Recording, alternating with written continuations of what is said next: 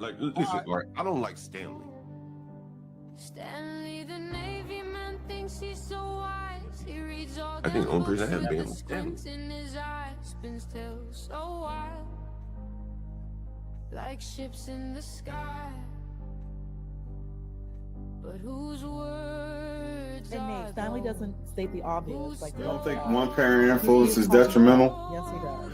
I literally said they need to understand that it's a white people problem. Okay, it's called Stanley versus the world. And just assume their character by stereotype? I think people do that every day. Okay, I didn't ask you. Do I think it's okay?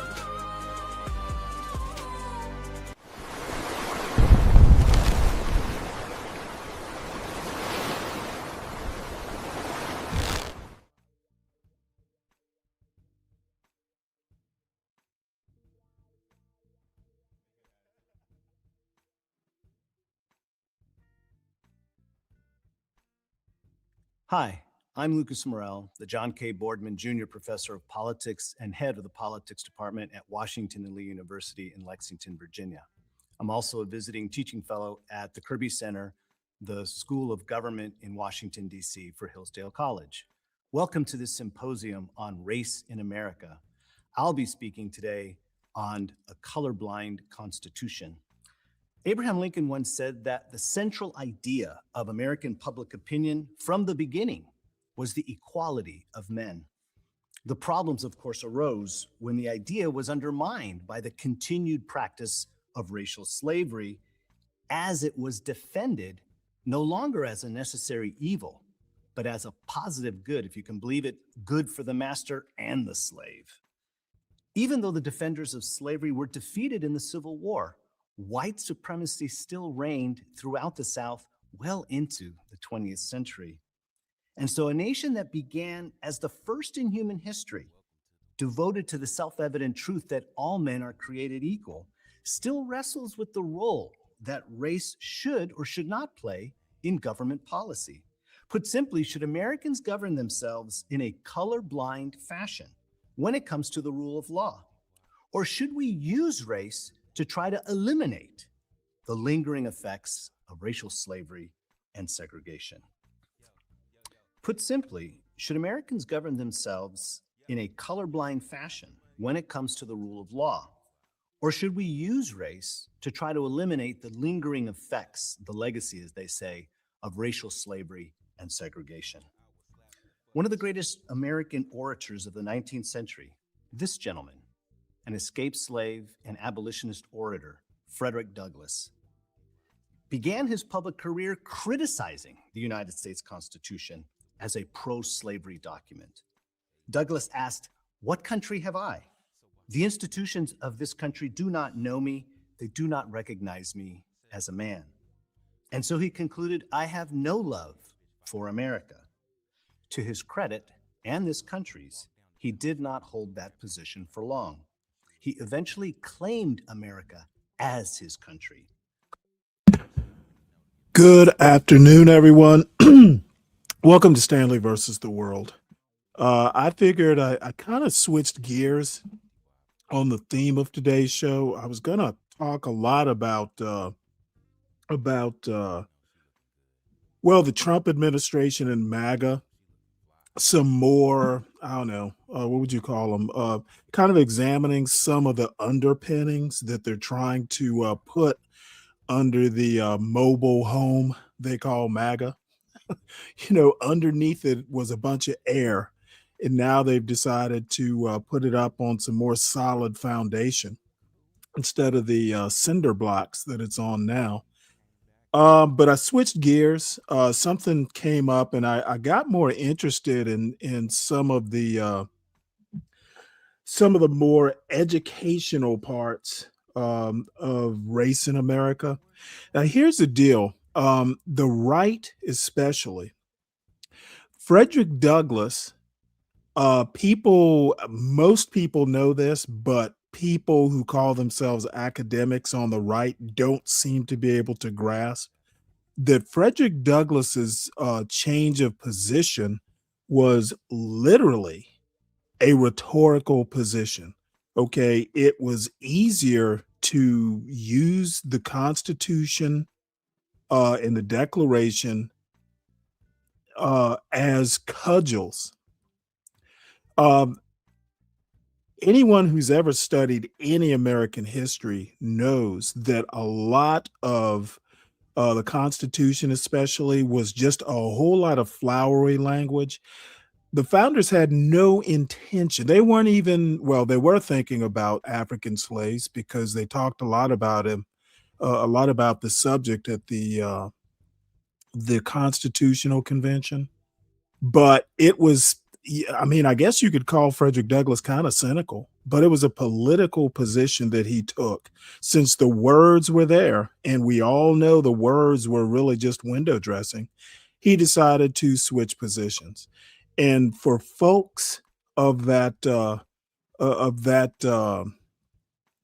Hillsdale, Claremont, people of that ilk, they're being disingenuous as shit when they pretend that Frederick Douglass came around to some position that the Constitution was awesome. And it pisses me off every time I hear it. Boy. Let's see. While I'm here, what's up, Nagon? It's been a while. What's up, King Pix? What's up, 12th Man? Oh, everybody, make sure you hit the like button. And if you happen to wander in and you're new, please make sure you subscribe to the channel. We're a good little channel with solid but slow growth. But I was also saying that there are a couple videos at the very end of the show that are kind of along the idea of what we're teaching our kids, how we're teaching our kids. This patriotic education bullshit is going to come back to bite America. On one hand, we want to be technological leaders and we want, critical thinkers. You're not going to get critical thinkers if you're teaching a patriotic education. Patriotic education is a lot of propaganda, and that's not a true education. So let's get back to the regularly scheduled programming. Calling the principles of the Declaration of Independence saving principles, and the Constitution no longer as pro-slavery, but a glorious liberty document. He found that reading the Constitution the way his former mentor, William Lloyd Garrison, read it, as a pro-slavery document, contradicted its preamble and gave short shrift to the many levers of freedom found therein. He also noticed that the Constitution actually never mentioned the words slave or slavery or race. Okay. Yeah, I think anybody who's an adult understands that the founders were thinking of their place in history. And as I have said ample times, this men of their times is BS. They knew slavery was wrong. That's why it doesn't get mentioned in the Constitution. Even the framers knew that you can't say all men are equal and then talk about slavery. It would have been, their reputations as hypocrites would have been in writing, and God knows they didn't want that. And it permitted the Congress to actually ban the importation of slaves as early as 1808, which they actually did. He said, therefore, that it leans to freedom, not slavery, and looked to the abolition of slavery rather than its perpetuity. Planting his political identity firmly in his citizenship, it led this former slave, who had every reason to hate America, to become one of her greatest defenders.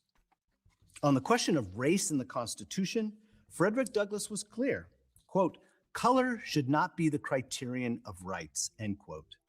He also said, "I know of no rights of race superior to the rights of humanity."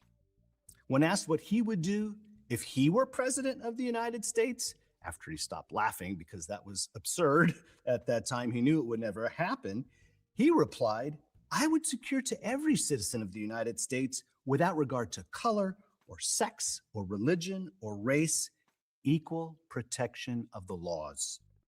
If all men are created equal, then their government should protect them equally, secure what each member of the political community possesses equally, namely their natural rights.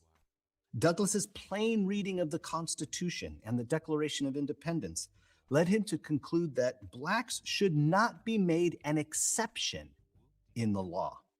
This would reinforce the stereotype of racial inferiority and undermine the central idea that all men are created equal. Douglas always considered the impact that public policy would have on how whites treated and viewed Black Americans. And therefore, he didn't favor any government practice that would relieve Black Americans of any duty or responsibility that was expected of all other Americans. We do not solicit unusual favor, he said, but will be content with rough-handed fair play.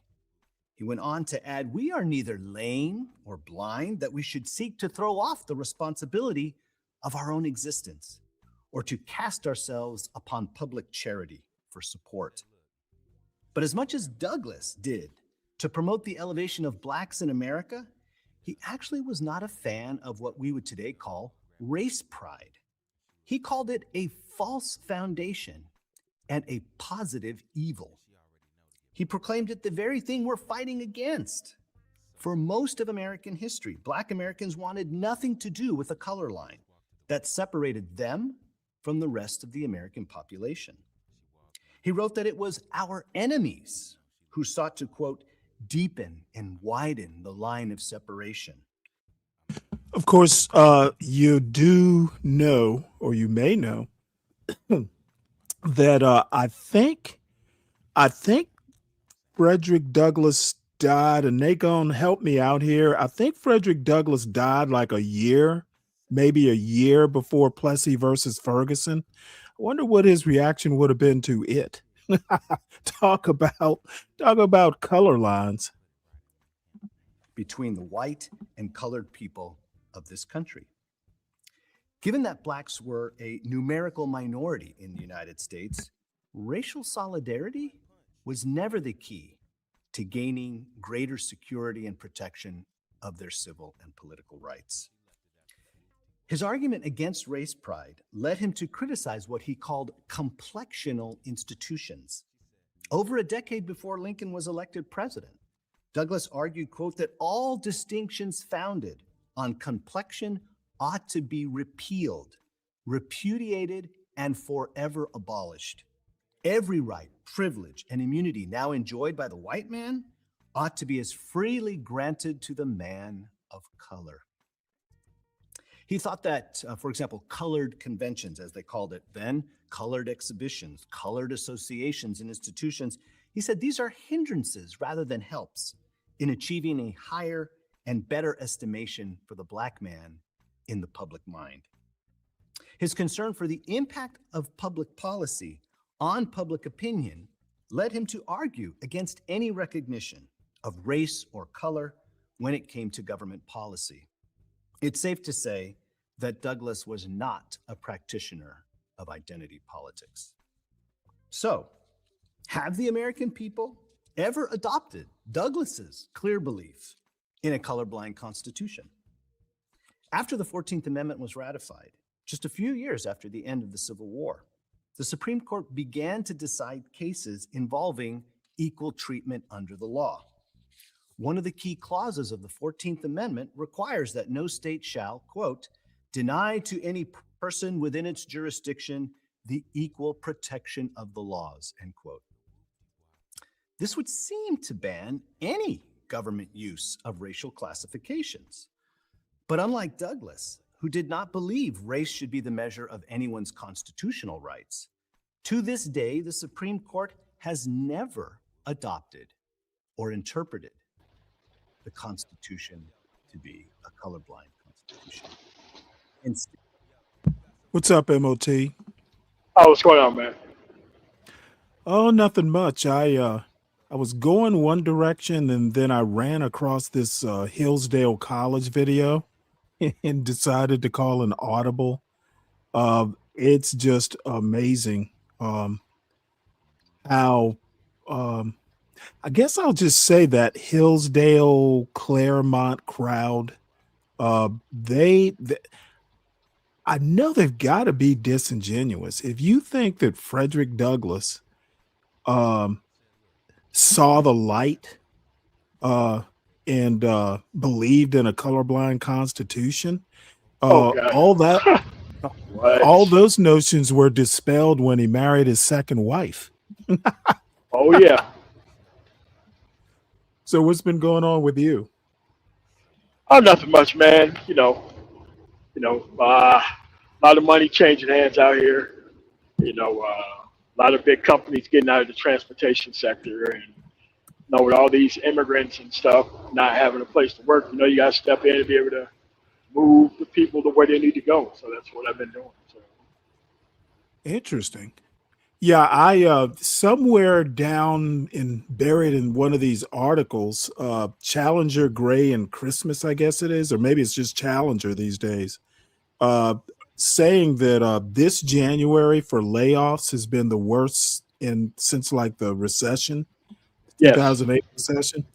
So yeah, I'm going to get to that in a little bit, but this just fascinates me. This guy. He teaches at Washington and Lee, which says something, which is saying something. End quote. This would seem to ban any government use of racial classifications. But unlike Douglass, who did not believe race should be the measure of anyone's constitutional rights, to this day, the Supreme Court has never adopted or interpreted the Constitution to be a colorblind constitution. Instead, it has reserved to itself the authority to decide when government use of race is constitutional. Now, let me double check. This video is older, 5 years ago. So this might have been just before. Yeah, this would have been a couple years before Students for Fair Admissions versus Harvard and UNC. Yes. That's certainly changed.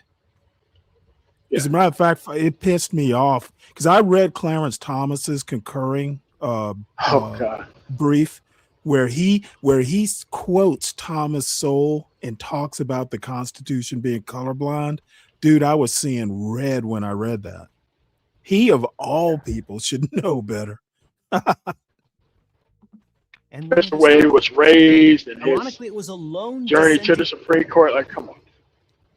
Well, the reason he wound up, dude, he couldn't get a job coming out of Yale. Now, I have to admit, I see some of his point of view. I understand why he's pissed off at affirmative action. Because coming out of Yale, he couldn't find a job at one of these white shoe firms. But look, yeah, but it's the overall history of the country itself, not affirmative action. That was the problem. Right. But, but if you're looking at it from like his standpoint, yeah, okay. Yeah, but yeah. Well, let me just come out and be blunt about it. He is not a handsome man. That was part of it. It is what it is, but you know what? Back then, Julian Bond probably would have found a job had he gone to Yale. Opinion that introduced the concept of a colorblind constitution. However, that dissenting justice was outnumbered by 7 justices who interpreted the Constitution to permit government use of race as long as it was done in, as they call it, a reasonable fashion. What was later known as the rational basis test permitted large discretion on the part of state governments to employ racial classifications to promote the peace, safety, and comfort of the community. That case was Plessy v. Ferguson, an 1896 ruling that gave us that the notion that separate but equal was all right. It was an acceptable measure of whether one's race was being used in a constitutional way by state government. This pernicious standard was precedent for subsequent cases until the landmark decision in Brown v. Board of Education of Topeka, Kansas in 1954. It ruled unanimously that racial segregation of public schools deprives students of, quote, the equal protection of the laws guaranteed by the 14th Amendment, end quote. The NAACP, the National Association for the Advancement of Colored People, they provided the lead group of attorneys in these cases. Their in-house legal defense fund, known as the fund, had for decades not attacked segregation laws directly, but had argued, and argued successfully, that segregation was unconstitutional because it did not apply equally to citizens of all races. They adopted this strategy early on because of the precedent of separate but equal, the separate but equal doctrine established in the 1896 case of Plessy v. Ferguson. So the NAACP contested legal segregation not by arguing that it itself was unconstitutional, but only if they separated citizens according to race in an unequal way. The idea was to make segregation too expensive, especially for southern state governments to maintain. If a state provided a public park, a library, a pool, a golf course, but only did so, it was public, but only did so for whites, but it didn't provide one equally for black citizens, or they provided one of inferior quality, the NAACP would say, this violates the 14th Amendment, which says, again, nor shall any state deny to any person within its jurisdiction the equal protection of the laws. In case after case, in the first half of the 20th century, the NAACP won court case after court case in the highest court of the land, using this strategy, showing that racial segregation was never applied or not applied equally. And it forced states to provide equal accommodations, or if they lacked the funds, to eliminate the segregated facility altogether. Well, the problem was that after a while, southern states that had been segregating but could not afford to do so on an equal basis, they just decided to close it all down, close the public facility rather than desegregate them or provide an equivalent one for black citizens. More importantly, in terms of the jurisprudence that the NAACP was pursuing here, with each victory, they were actually reinforcing legal segregation by reinforcing the precedent of separate but equal that was established way back in 1896. So by the 1940s, the Legal Defense Fund finally decided to attack segregation head on, and they invited the Supreme Court to overturn its decision in Plessy. Now, this is was a risky strategy, given how much the High Court likes to stick to previous decisions. They don't like to admit that they were ever wrong, especially precedents that had been on the books for so long. In all four lower court cases dealing with segregated schools, Boy, has that changed. the courts had followed the Seriously. principle of separate but equal. They ruled that if the conditions of the schools were basically equal, the Constitution was not violated, even if the educational outcomes, the results of that segregated education, were unequal. Why were the lower courts so focused on the inputs, for example, buildings, curricula, qualifications of the teachers, their salaries, rather than the effect that segregated or separate but equal conditions were having on children? For this, we have to go back to the court's reasoning in Plessy. So some quick facts about the Plessy case. Homer Plessy was 7/8 Caucasian and 1/8 African blood, as the testimony said, though the Africanness, if you will, was not discernible. You couldn't tell by looking at Homer Plessy that he was part black.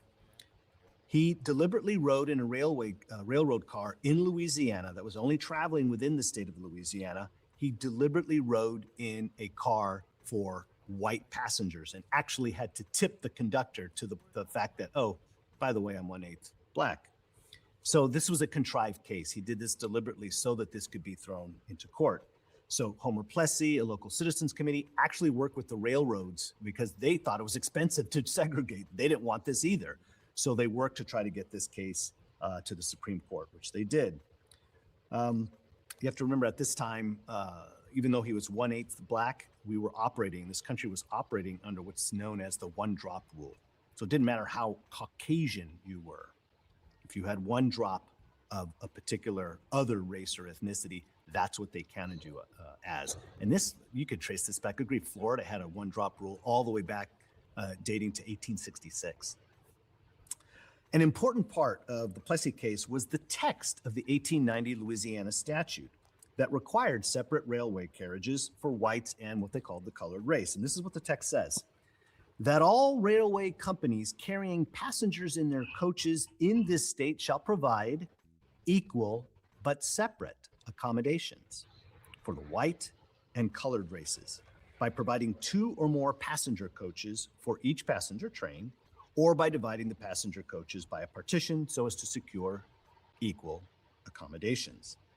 And it added, and this is very important, no person or persons shall be admitted to occupy seats in coaches other than the ones assigned to them on account of the race they belong to.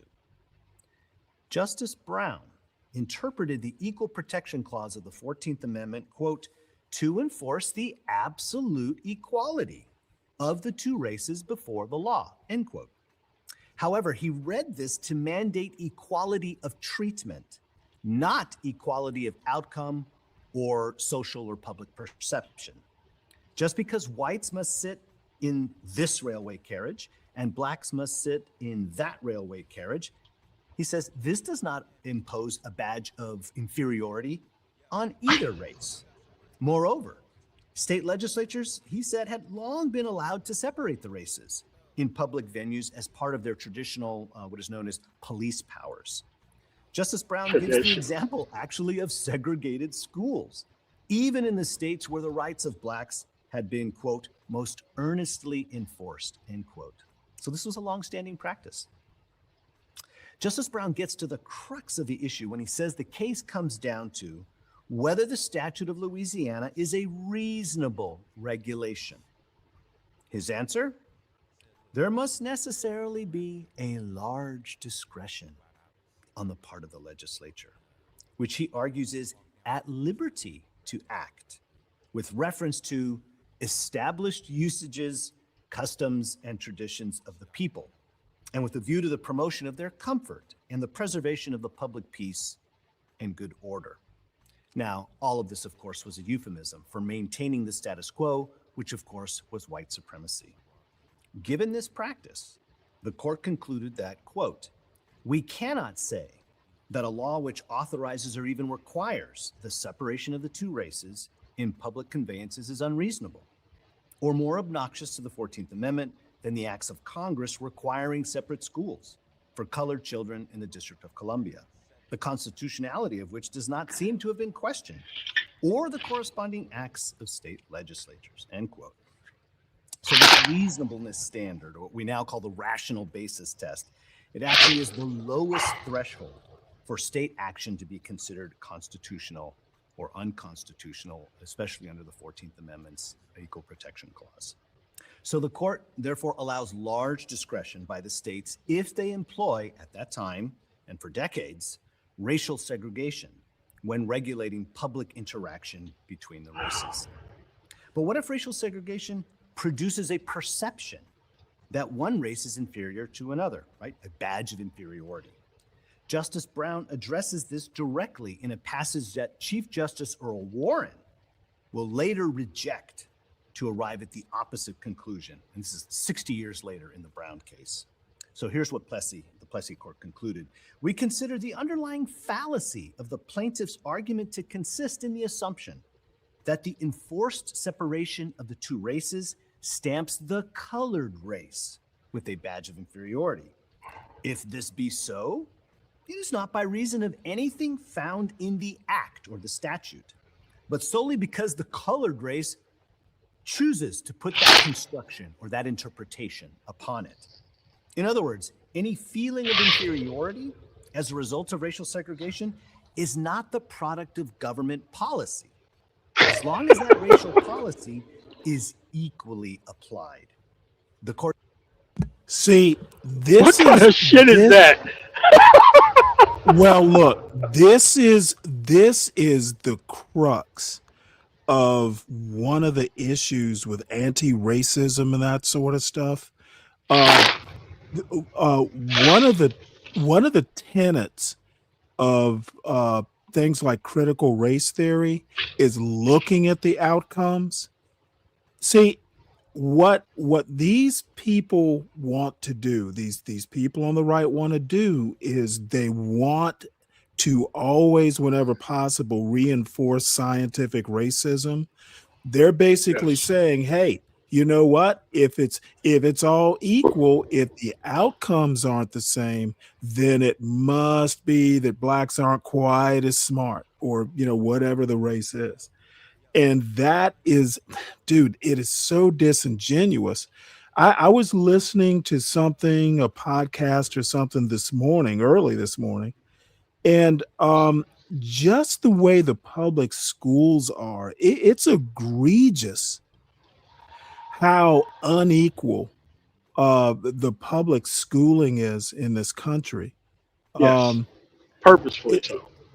Well, it's purposefully, but talk about systemic racism.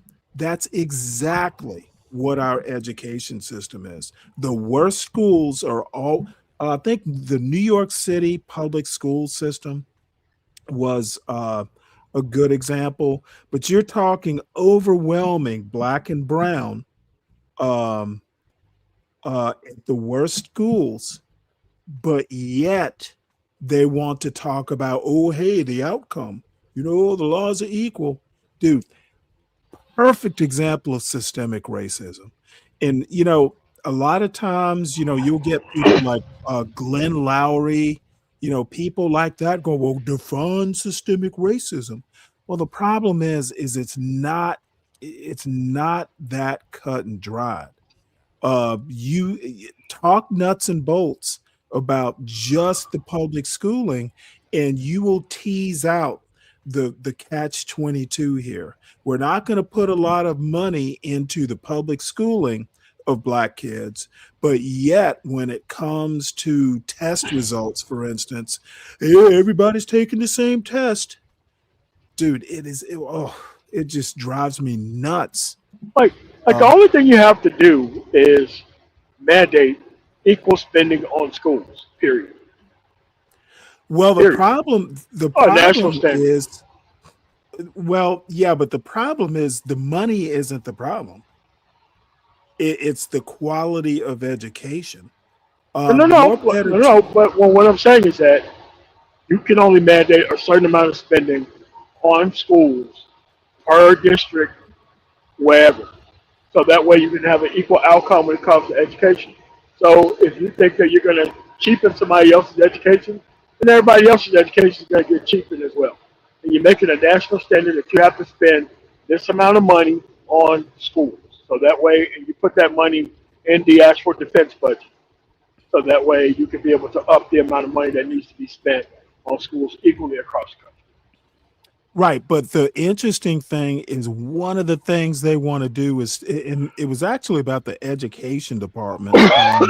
So take away the people think that the education department has like day-to-day hands-on. There are some mandates and that sort of thing if you want these dollars, but schooling is local. Just like the quality of law enforcement depends on the locality, it's the same thing. Yeah, quality of libraries, education system. Yes. Anyway, I guess I'll stop whining. But what really disgusts me is when you have black people, older black people like me, talking about, "Ooh, I need you to define what systemic racism is." It's like, dude, what the fuck? No. Dude, I have lived it. Dude, there but before the grace of God go I had excellent parents who did well in life. It just, dude,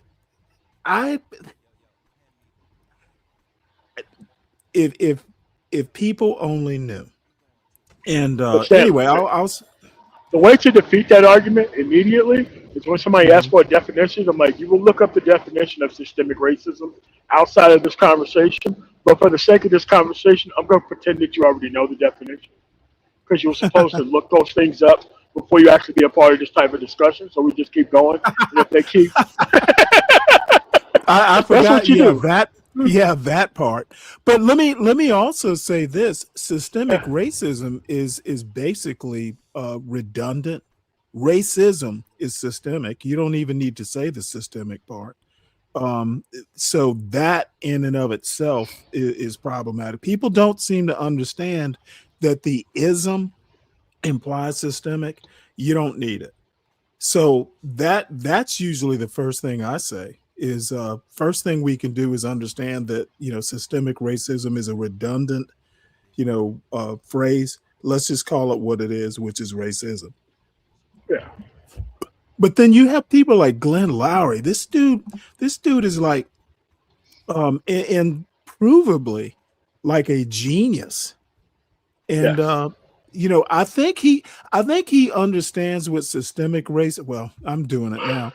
He understands after his experience with the Manhattan Institute, he has ameliorated a lot of his rhetoric. The problem is he's like 78. He's almost 80. It took him 75 years to finally understand America.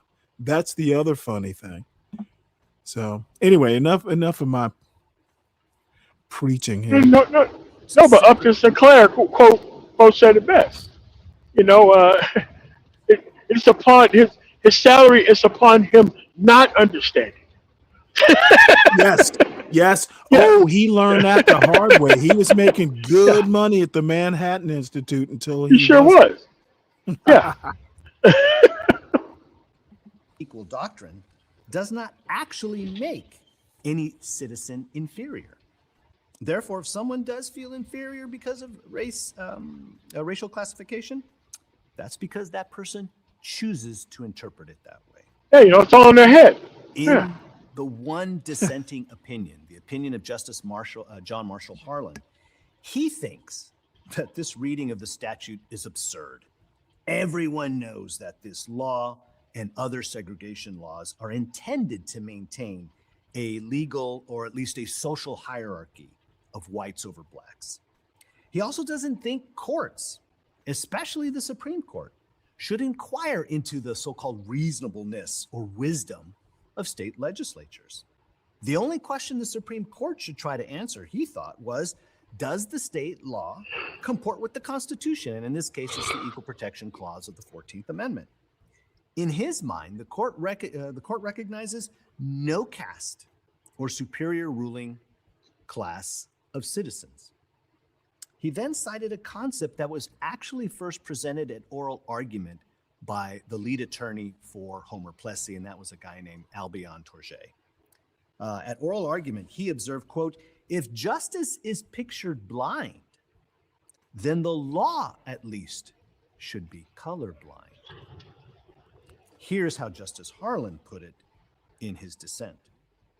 Our Constitution is colorblind and neither knows nor tolerates classes among citizens. In respect to 3/5 civil of a rights, person. all citizens are equal before the law. Yeah, well, by that time you could. It's an actual concept that there's a. I've heard historians call it the First Republic. Post Reconstruction is supposed to be like the Second Republic. So the 13th, 14th, and 15th Amendments, and the 14th Amendment in particular, are literally supposed to challenge, things like the 3/5 clause. So I get the point. But the thing is there's so many people who want to, who think the founders got it right in the first place. Yeah, that whole think the founders got it right in the first place is something that I have a real problem. Yeah, and the thing is you can't really escape it. This whole Claremont group, the Claremont group who literally think that the founding, hey, they got it right the first time.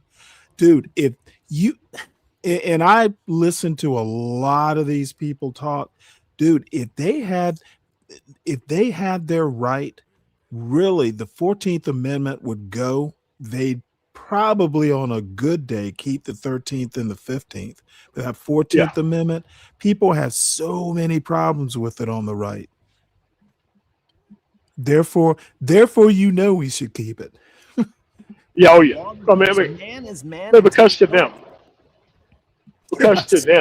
it's a hierarchical society, and the 14th Amendment directly stands in the way of the hierarchy that they bring to the actual society. I keep saying that conservatives are not eligible for public office. They are mentally incapable of equal protection under the law. They're mentally incapable of understanding what it even means. Period. Well, that due process is optional attitude that people like Donald Trump and his executive orders have, it's huge. And I'm going to get into that it buried somewhere in these articles, but this 40 minutes literally changed my whole show. I just no pushback, acting like, hey, Frederick Douglass and Plessy versus Ferguson, that if the world or the United States was only based on those two things, we'd probably be a perfect place.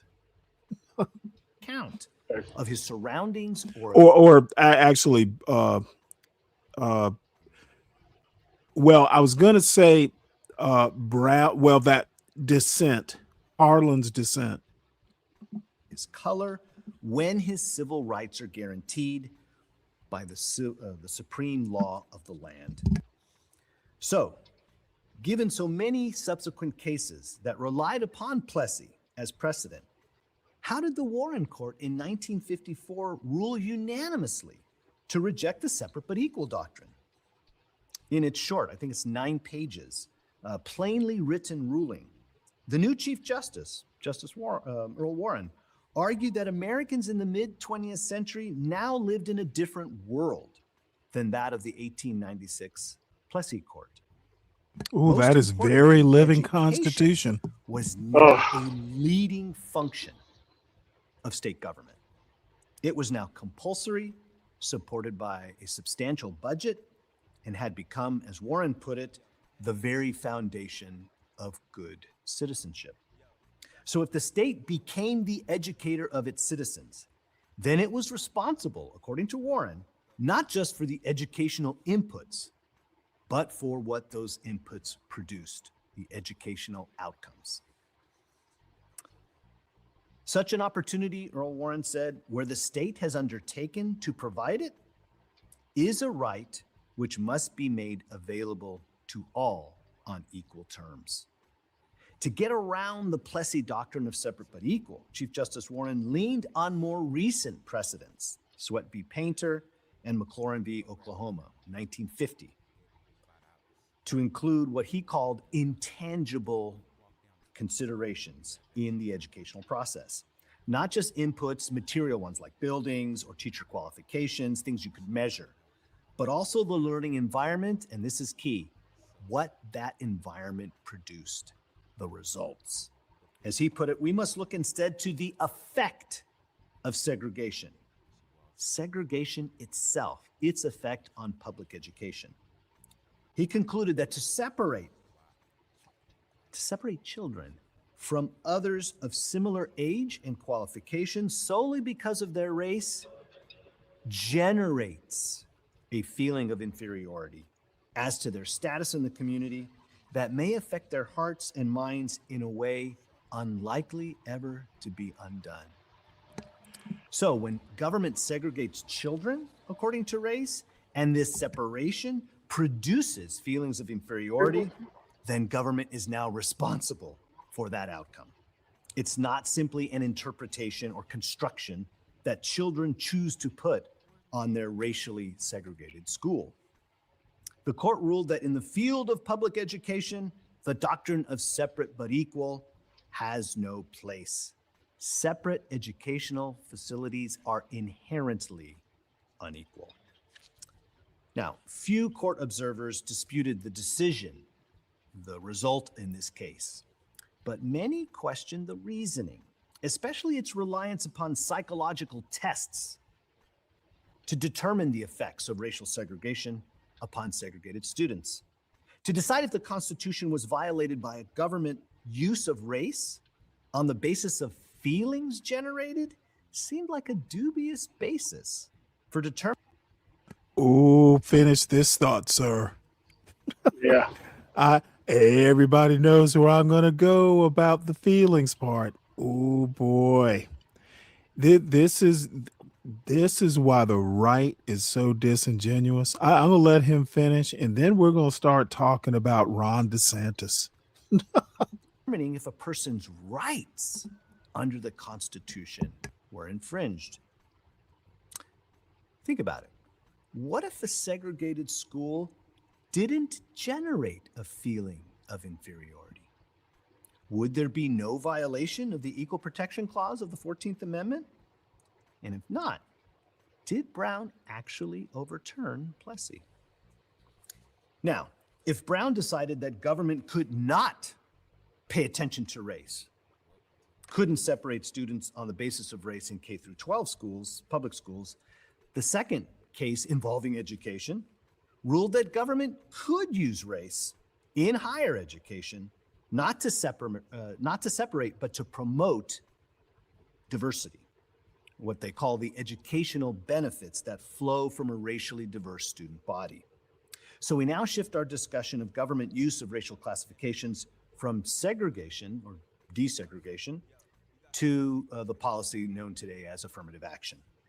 It should go without saying that using race in a constitutional way means you're not operating according to a colorblind constitution. We'll see how the Supreme Court justifies this under the 14th Amendment's Equal Protection Clause. The key case is actually two cases in 2003 involving the University of Michigan. Their law school Here we go. and their undergraduate university. Yeah, that's 78, I thought. Grutter v. Bollinger and Gratz v. Bollinger, respectively. Okay, I don't know these Now, cases. the Supreme Court upheld affirmative action as it was practiced in the law school, but it rejected affirmative action that operated differently at the undergraduate university. The key precedent for Justice Sandra Day O'Connor, who took I do know this case. Affirmative action cases when she was. She put a time limit on it. Her key precedent was a case that had been on the books for 25 years, the 1978 case of Regents v. Bakke. Unlike the Brown decision, which only relied on the 14th Amendment back in 1954, O'Connor's opinion drew from two provisions of the Constitution. And in this, she was following Justice Powell in Bakke. The Equal Protection Clause of the 14th Amendment, for sure. But also, because it dealt with higher education, the Free Speech Clause of the First Amendment. Reasonableness or the rational basis test was the prevailing court standard until about World War II, when two cases dealing with Japanese internment, the Hirabayashi case in 1943 and the Korematsu case of 1944, these led the court to adopt a new, more rigorous measure of constitutionality when it came to race. Racial classifications by government were now considered by the court immediately suspect. They weren't categorically unconstitutional. They've never ruled that. But they were immediately suspect and subject to, as the court put it, the most rigid scrutiny. So they're moving off of reasonableness and ratcheting it up a bit. This is now known as the strict scrutiny test. And it's a test that has two prongs, both of which have to pass in order for a government use of race to be considered constitutional. Number one, it has to serve a compelling state interest. It has to be a priority of the state government, and that also includes the federal government now. Secondly, it has to be narrowly tailored to meet that state interest. So you have a constitutionally permissible end that you're looking for and a corresponding constitutional means to securing that end if you're using race. So at the University of Michigan, affirmative action was used, again, one way at the law school and another way at the undergraduate university. The difference between the two policies produced the different outcomes, as O'Connor and then Rehnquist in the Gratz case applied strict scrutiny. So what were they doing at the law school? They were looking at students according to race, especially those that they considered underrepresented minorities. We'll use the acronym URM. Okay, so they would favor URMs to produce what they called a critical mass or meaningful representation of Blacks, Hispanics, and Native Americans. And if you listen to the oral arguments, I remember being on the Interstate 66 on my way to DC and actually listening. I think this was one of the first court cases where they actually, I think this was on NPR, they actually let you listen to what was actually being said. The Michigan attorney was fantastic. Whatever they paid her, they should have given her a raise, because Scalia and the conservative justices were leaning in on her. They were trying to see if they could say that that Michigan was employing a quota. And they said, critical mass. Could you define critical mass for us? And she said, yeah, meaningful representation of URMs. And they're like, what's meaningful representation? So if she used an absolute number or a fixed percentage or a narrow band that they were looking for, they would have lost. Even the liberals on the court would have said, you can't do that. You know what she did? She just said, critical mass. She just bounced back and forth. Critical mass, meaningful representation, until the justices gave up. So, critical mass. Second, the state of Michigan argued that it had a salute to chemistry and nuclear chemistry at that. Compelling interest to diversify the student body in order to enhance the education of its law students. So how do you get educational diversity? Free exchange of ideas. You can use race to help promote that. Lastly, it claimed that its pursuit of a critical mass was not a quota, which had been disallowed in the precedent of Bakke 25 years earlier. Now, because the case dealt with higher education, right, colleges and grad schools like law schools, Justice O'Connor drew from Powell's Bakke opinion to argue that not one but two constitutional provisions, as I mentioned earlier, needed to be balanced or reconciled to determine if the law school's use of race was justified. Now, we've got the Equal Protection Clause, which I'm sure you're tired of me mentioning, but they're all over it. You have on the one hand the Equal Protection Clause of the 14th Amendment, but then you also have the First Amendment's Free Speech Clause. Now, why? Courts have long treated colleges and universities as a special niche in constitutional adjudication. The nature of education, they believe, requires academic freedom. And so, what do they say? They respected the university's need, the law school in this case, to determine how best to promote the exchange of ideas necessary for the education of their students. If racial diversity could help in this regard, the court was not going to second guess. This is important. They were going to defer to Michigan's educational autonomy, as they called it, as it pursued what they considered to be a compelling state interest. Even though you've got this constitutional requirement that no state shall deny to any person the equal protection of the laws. So in satisfying the first prong of the strict scrutiny test, let me make a few observations about O'Connor's reasoning. First, she presumes, and she calls it this, she presumes good faith on the part of the university when it claims that, hey, we're only using race to promote this educational end. Now, what's interesting about this, if the court is deferring to them, if you will, granting them large discretion in its use of race, doesn't that sound an awful lot like Justice Brown's reasoning in Plessy?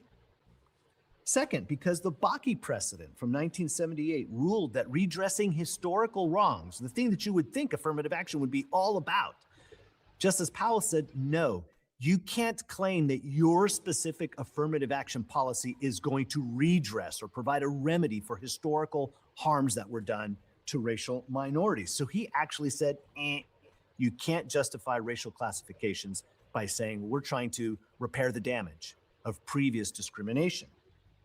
The only purpose for Powell, and O'Connor borrowed this, the only purpose that passed constitutional muster was racial diversity as a means of promoting educational diversity. What's curious here is Michigan provides a counterintuitive explanation for its promotion of diversity. Here it is. They argued that they needed to include more underrepresented minorities to break down stereotypes. You don't want to have a token Native American or Black person or Hispanic in class, because otherwise the majority white student body would think, oh yeah, that's the way all Blacks think. In short, you see what they did? Affirmative action is... What they did is they know America. And they plucked that string. That's what they did, son. So any comments so far? Because this is almost over. No. I mean, people need to hear it uninterrupted, so that way they can know our ire. Yeah. When people don't understand equal protection under law nor history. Well, I'm glad I'm not being sycophantic here. I'm glad you approved, because I have to hear things. I can't stop things every 2 seconds to comment. I'm a context person. So, if you're okay with that, then I know I'm on the right track. 12th man, what's up? Hey, happy Saturday, Thursday, not Saturday yet. We got a while before Saturday. Can't wait for the Super Bowl. We got a That's whole what's wrong day with separating us. So Super Bowl this weekend? Yes. Yeah, on Sunday. Oh, wow. Yeah. I keep getting ahead of myself. Don't worry. On that. I will find out who won in the newspapers on Monday morning. I'm not even remotely interested. Yeah. I know Seattle. I didn't figure you would. Yeah, Seattle's gonna win, but I know Stanley don't care, so I don't want to distract from the show. I have evolved beyond football in sports. It's an age thing. Oh no, we about the same age, Stanley. No, we're not even close. Now, physically, maybe. But because it helps the white kids. That's an interesting turn of events. What O'Connor called effective participation, she saw was promoted by a law school that enrolled a sufficient number, meaningful representation of URMs. This showed, in her mind, the path of leadership being visibly open to talented and qualified individuals of every race and ethnicity. And although O'Connor claimed that race was not to be understood as a proxy for a specific way that all members of that race thought, a critical mass of URMs lets the law school demonstrate, visibly, that it is training a diverse group of attorneys and therefore leading to the enhancement of the integrity and trustworthiness of those who will eventually assume roles of leadership in the nation. Now, satisfied the first prong of strict scrutiny, what about that narrowly tailored part? We're moving from ends to means. The 14th Amendment protects, and O'Connor is a stickler for this, it protects individual persons, not groups. Therefore, affirmative action that is constitutional must ensure what O'Connor, again drawing from the Bakke opinion of Powell, called individualized consideration.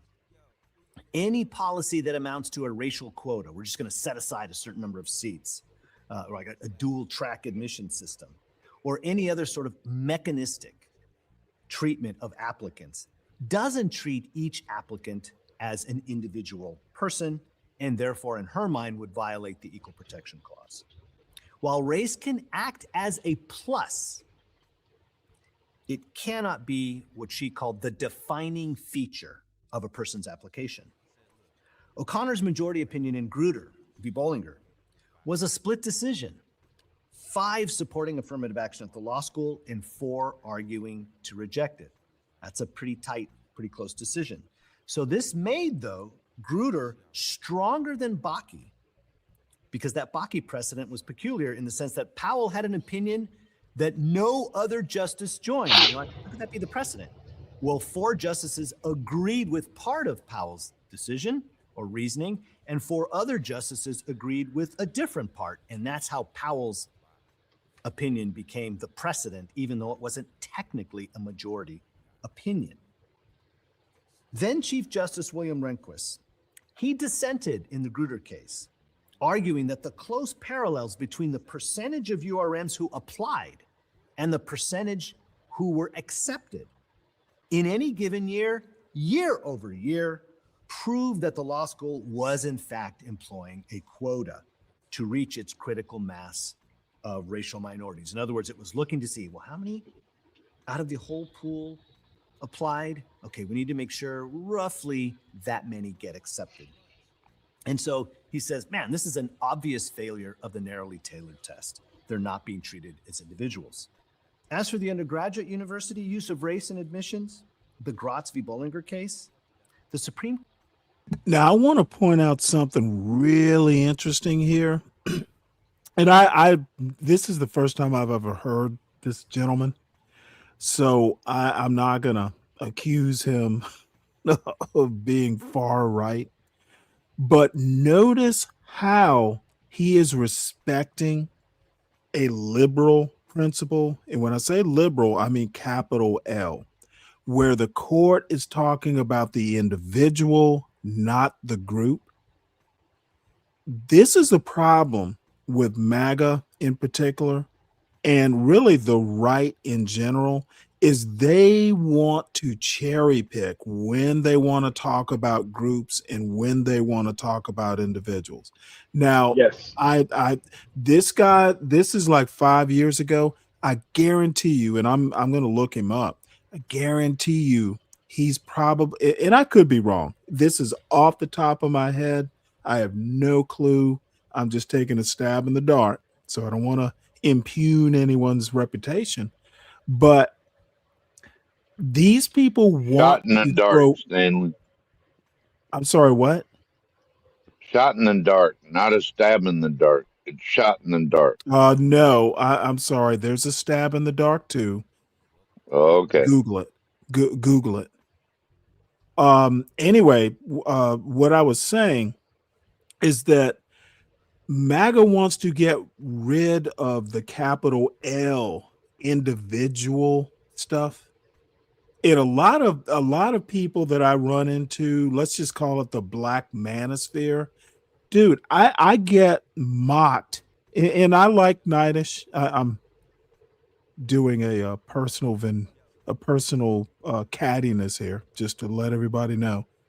I literally got called an individualist this morning, and I'm like, fuck yeah. Oh, what's wrong with that? What's wrong with that? Oh man! Wow! What am I? Oh, dude, what am I supposed to do? I don't know, dude. What else am I supposed to be, dude? It is just so funny. But back to this guy, because see, I'm being catty here, but back to this guy.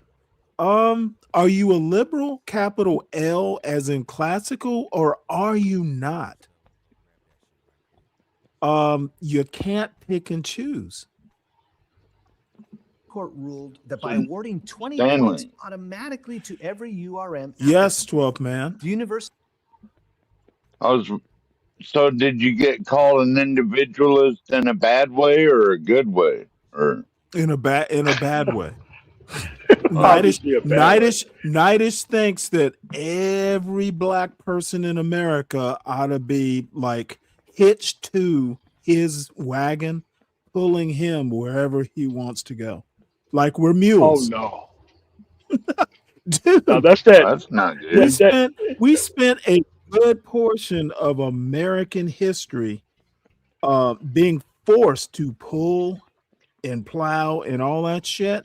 And see what people like Knightish and all these, and dude, I'm just going to start cursing here. These people don't seem to understand. if you loves you some Booker T. Washington, then hitch yourself to your plow and throw down your bucket.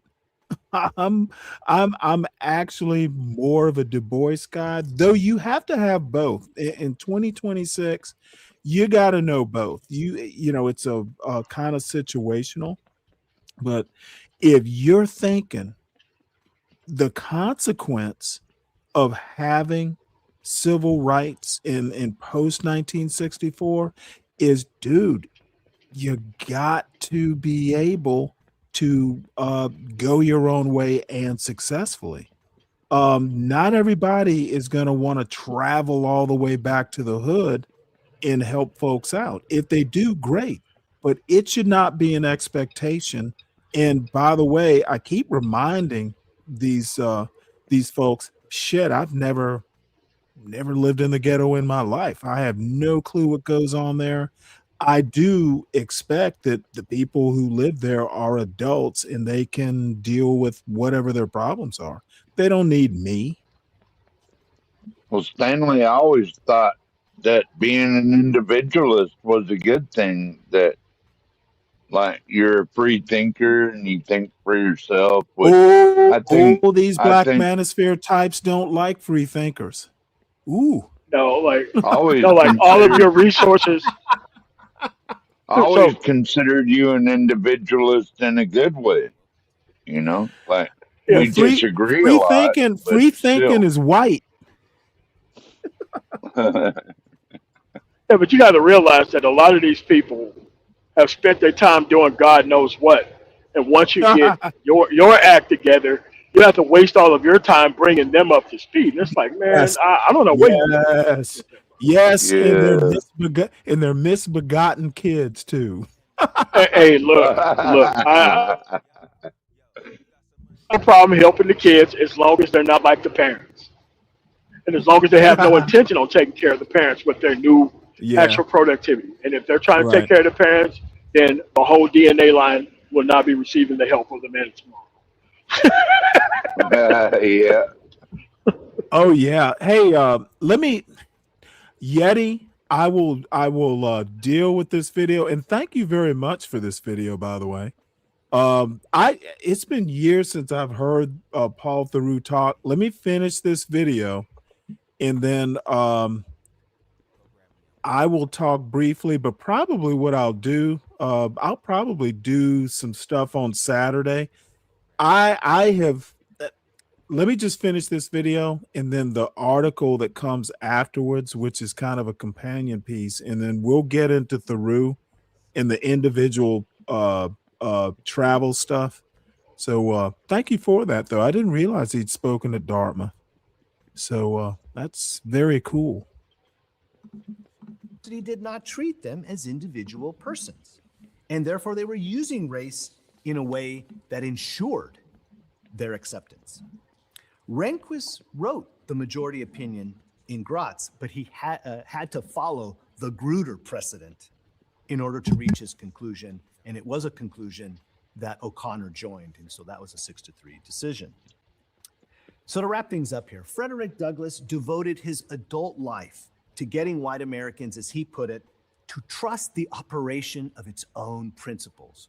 Or as King put it, all we ask is that you be true to what you said on paper. That paper was the Declaration of Independence and the Constitution, which King viewed as a promissory note. Those are two separate documents, son. Every American was to fall heir. A colorblind constitution would seem to be a logical implementation of the colorblind ideals of the Declaration of Independence. Colorblind. I love hearing that. Do you hear this motherfucker talking about logical conclusions? Dude, there's a 3/5 clause in there. There's a that's what I'm saying. It's a fugitive clause, fugitive slave clause. What logical conclusion? Just because they didn't say slave? Oh my God, these people are just, dude, they worship these framers and worship. And how many Irishmen you think was relocated back to the South versus black people? as a percentage. I don't know. Come on, dude. I can tell you that it ain't 50-50. Yeah, this is just shockingly obtuse. Purposefully so. Yeah. But the Supreme Court essentially has left us with two conclusions about government use of racial classifications under the Constitution. Number one, government can't pay attention to race when it involves assigning students to public schools at the K through 12 grade levels. Motherfucker, we just had a vice president say it's okay to be proud to be white. Dude. Of course, he probably, you know, this video doesn't cover that.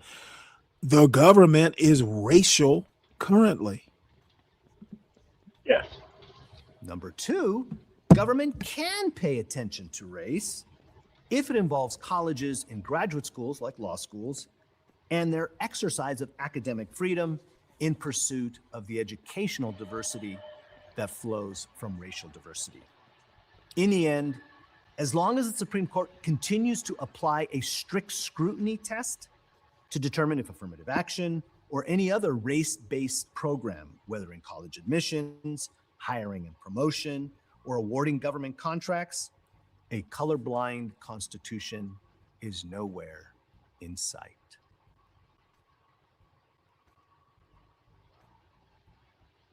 Well, good. Especially when it comes to the awarding of government contracts. Come on. And that means the Constitution is still cognizant of reality of American culture.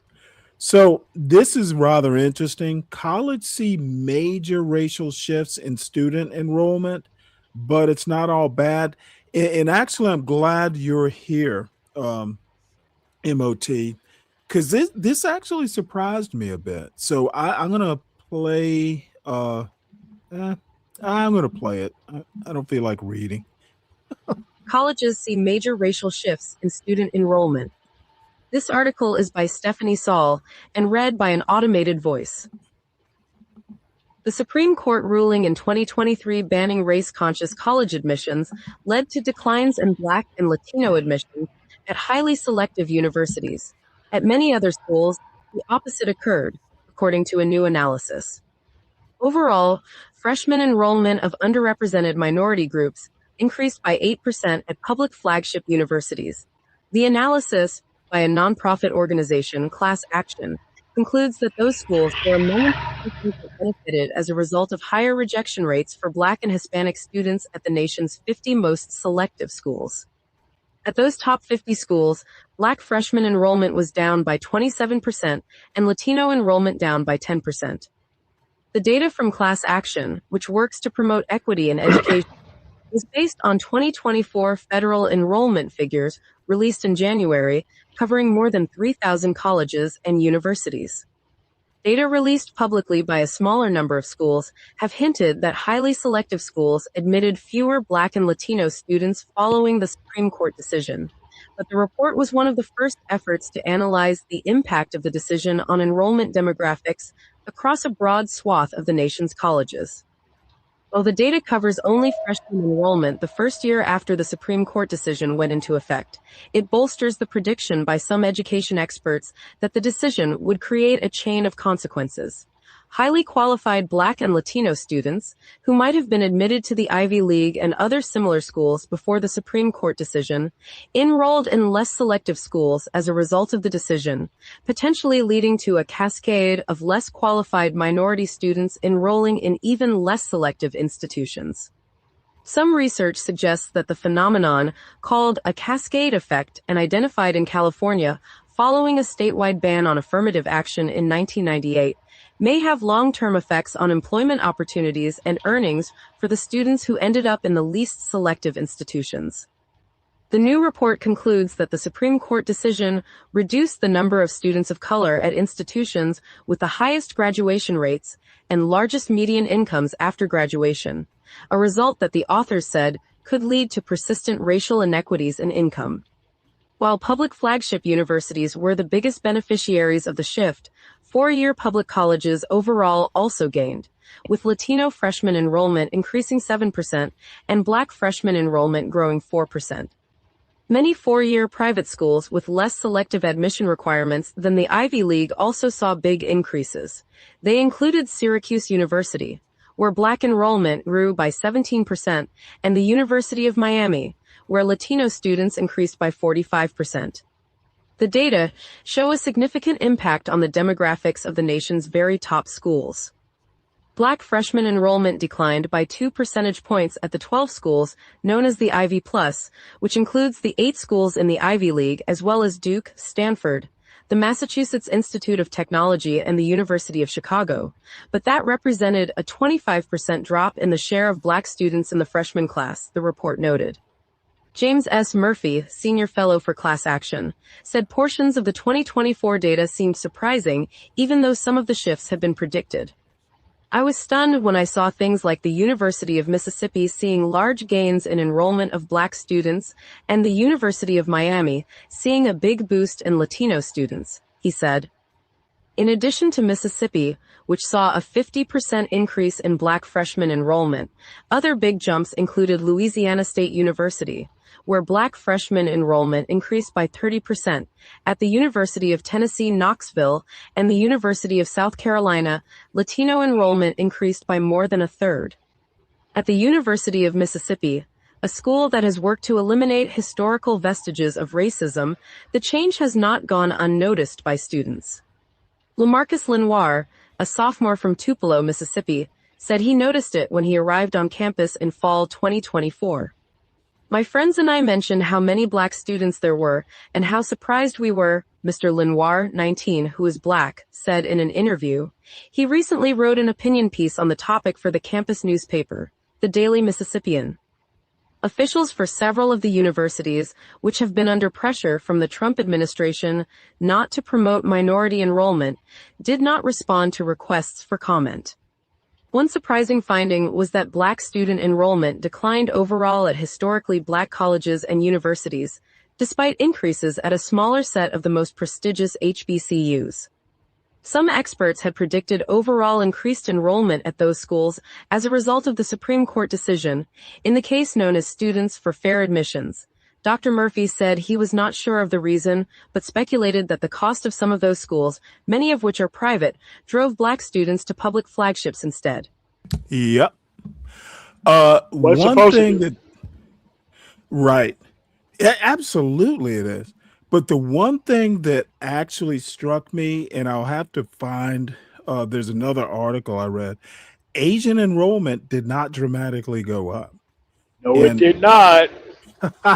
And this is, dude, what the Asian kids, and I'm not, you know what the Students for Fair Admissions had tried to get rid of affirmative action with a young white lady, and the case never made it to the Supreme Court. Dude, it was political as hell. I'm telling you right now, the goal, it was maybe beneficial to the Asian students, and it was definitely beneficial to whoever the guy is. I can't think of his name, who was like the spearhead of Students for Fair Admissions. Whites win. That's basically the results. Oh man, these dude, I don't even know where to go with this, but Asians, dude, you're not taking over Harvard. White people aren't going to let you do that. MIT either. Wasn't affirmative action ruled unconstitutional by the Supreme Court, wasn't it? Okay, you don't get my point, do you? Well, just checking the foundation, Stanley. Okay, you have no clue what the foundation is. I literally was talking about Students for Fair Admissions. I know the results. The results were affirmative action. It went away. There were two cases, by the way, Harvard and UNC. I actually read a a few of the opinions. No idea what you're talking about. Everyone knows that affirmative action has gone away. My point is white people won, Asians did not. They got a little bump in. They used them to make the case, but overall, they exactly. wasn't the person who won in that case. Yeah, it's the white people who won. They got rid of affirmative action and they threw a couple percentage points. Who the fuck do you think was letting Asians into Harvard in the first place? It wasn't black Stanley, people. what did white people win? Most of the people on these admissions committees are overwhelmingly white. What did they win? That's the problem.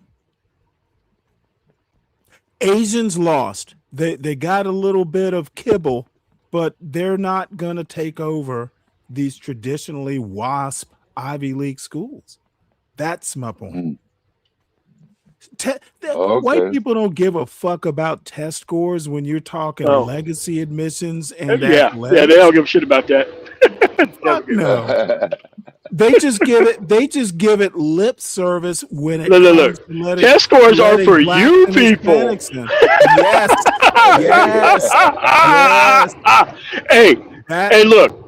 I'm not gonna lie. That's a pretty slick ass way of fucking doing this shit. He's talking about test scores where young kids can go for fucking free and get straight D's and still fucking not be on academic probation and still fucking not get kicked out of college. Man, God.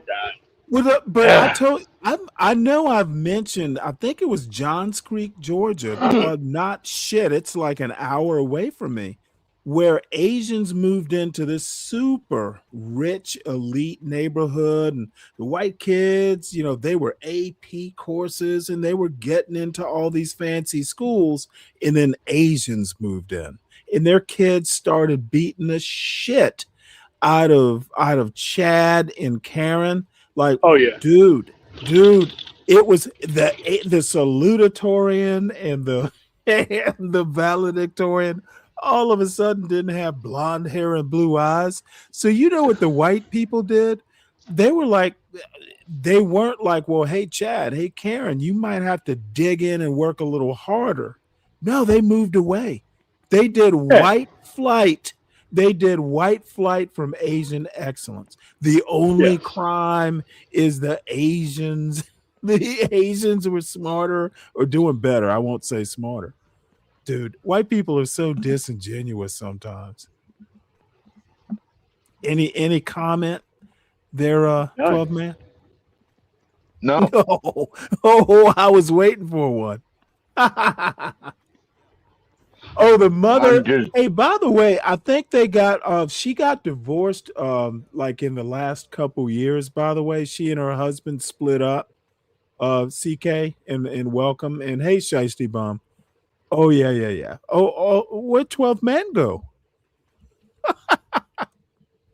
So we'll have to get serious here, unfortunately. I don't know what to think of this. Savannah Guthrie's mother abducted, apparently. What? Yeah, you didn't hear about this? No. I wasn't even gonna talk about it, but abducted from where? Her house?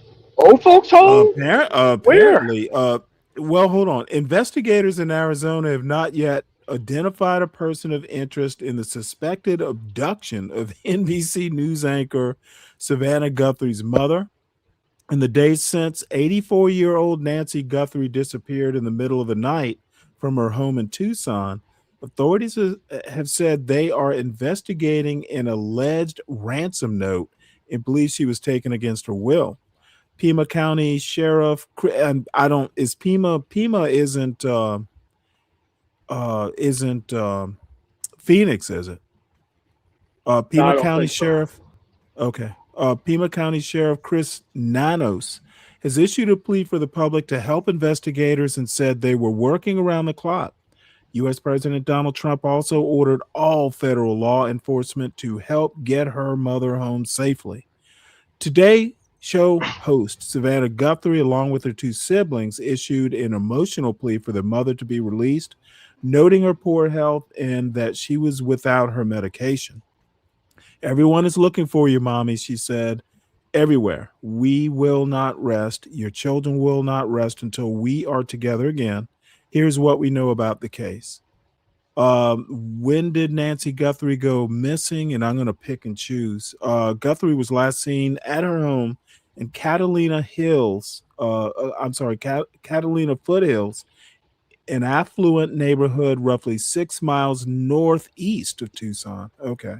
On Saturday evening, when family members dropped her off around 21:30 local time, 9:30 at night, p.m.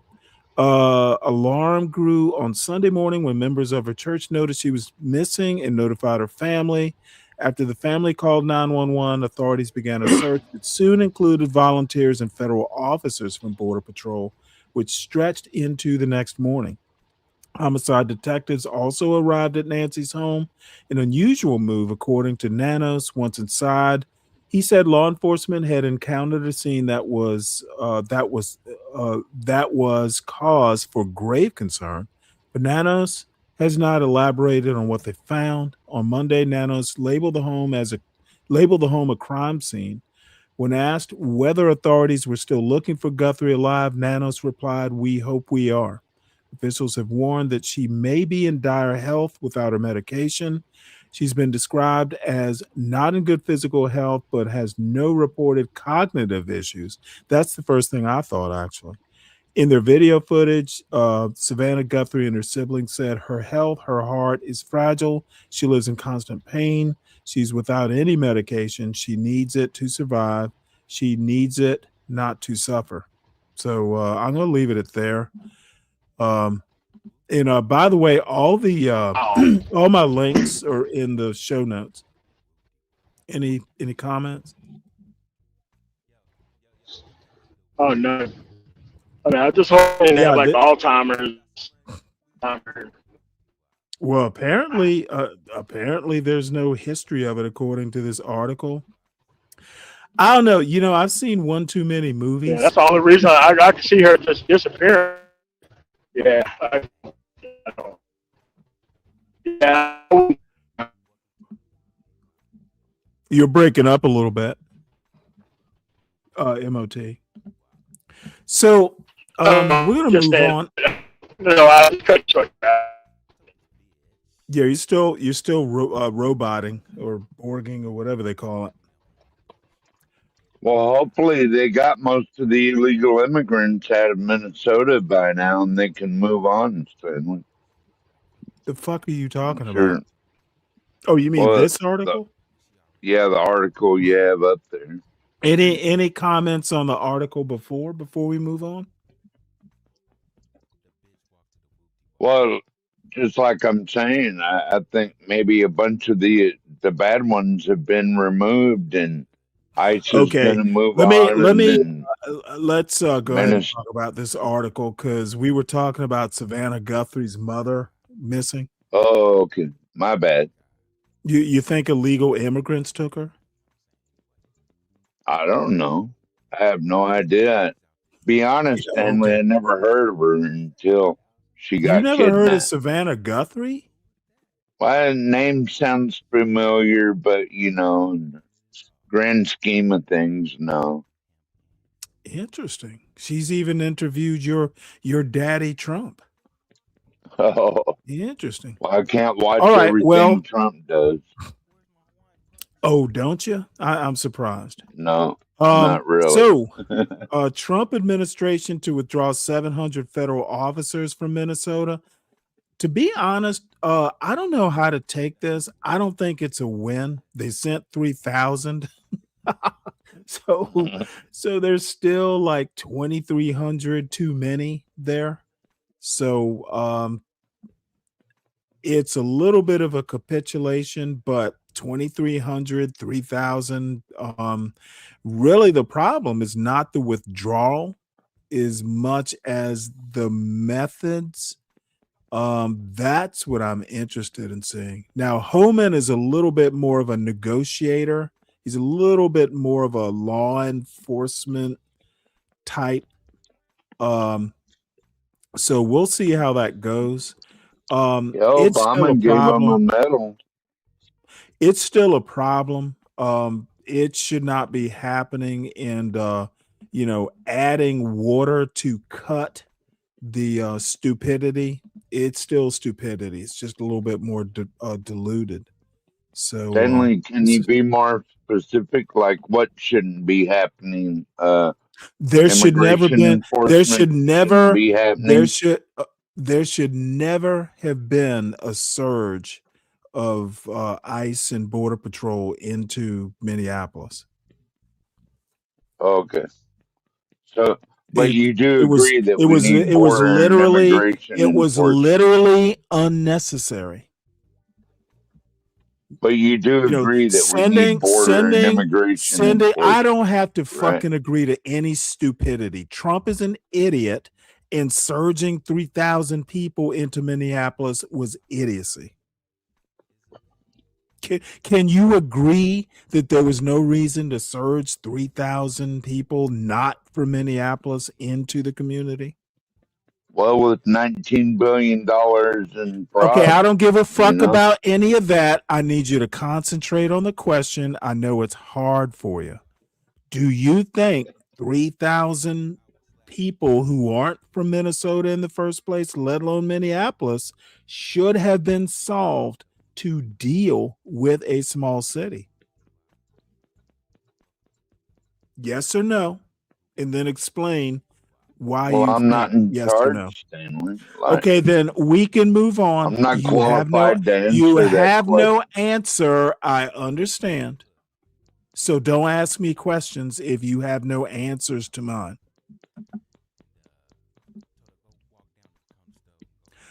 Well, are you qualified to answer okay, that? No. We're not going to do that. Don't ask me another goddamn question if you can't answer mine. So, in a related story, Trump admin attorney leaves Minnesota after telling judge her job sucks amid crush of immigration cases. Again, the method is idiocy. You're losing good lawyers. And it made me laugh when I read this story. So an immigration and customs enforcement attorney detailed to Minnesota to help handle the Trump administration's immigration crackdown in the Twin Cities has been removed from her post for telling a judge that the job sucks because of the crushing workload and the government's apparent inability to comply with court orders. The attorney, Julie Lee, was sent back to her job at ICE, according to the source familiar with the matter. She's not going to be there long. In an extraordinarily candid exchange with a federal judge on Tuesday, Lee, who had been asked to explain why the administration was not promptly complying with a slew of court orders stemming from immigration cases she's handling, admitted that the government did not have enough lawyers on the ground to adequately keep up with Operation Metro Surge, in that trying to get errors fixed is like pulling teeth.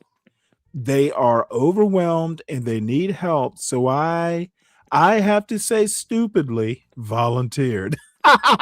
She told U.S. District Judge Jerry Blackwell, according to a transcript of the hearing obtained by CNN.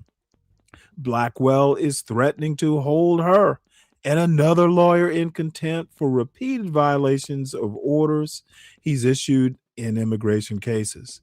Sometimes I wish you would just hold me in contempt, Your Honor, so that I can have a full 24 hours of sleep. I work days and night just because people are still in there, Lee said.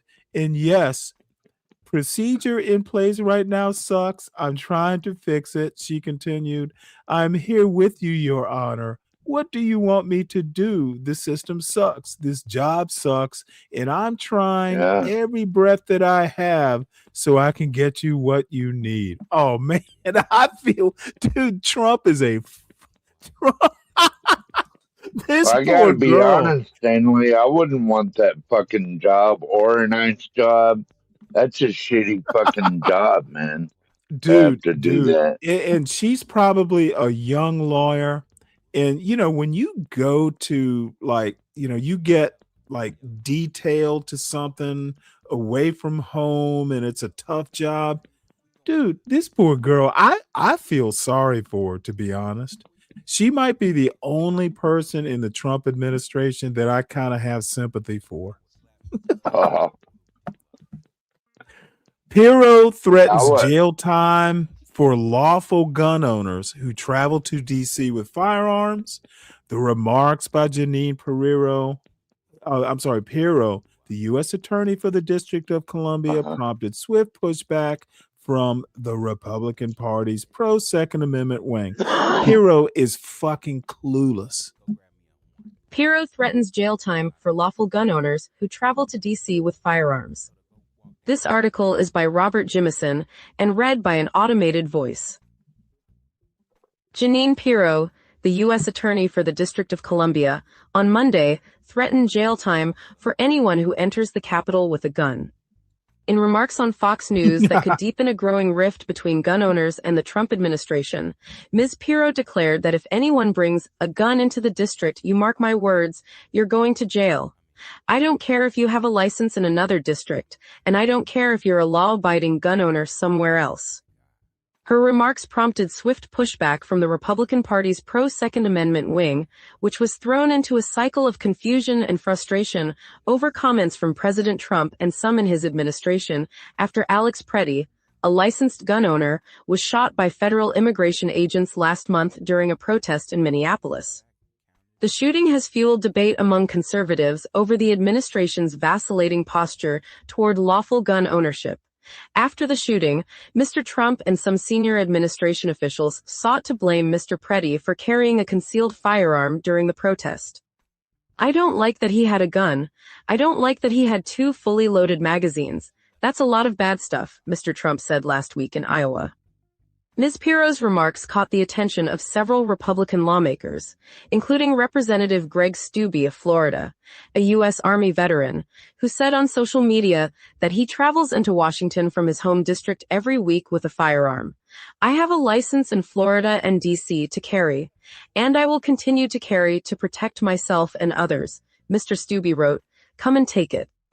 Representative Thomas Massey, Republican of Kentucky, sought to dispute the legality of Ms. Pirro's assertion by pointing to laws within the U.S. Capitol. Non-residents can obtain a permit in D.C. Don't ask me how I know, he wrote on social media. Ms. Pirro's remarks could breach the alliance between the Republican Party and gun rights groups, or, like Mr. Trump's, be brushed off by pro-gun rights groups as a passing controversy. But that did not stop Democrats from seizing on it. Representative Brendan Boyle, Democrat of Pennsylvania, said on social media that he was old enough to remember the Obama is going to grab your guns hysteria. Turns out it was the Trump White House. Yeah, and the natural result of obtuse and what should we call this? Hubris. Yeah.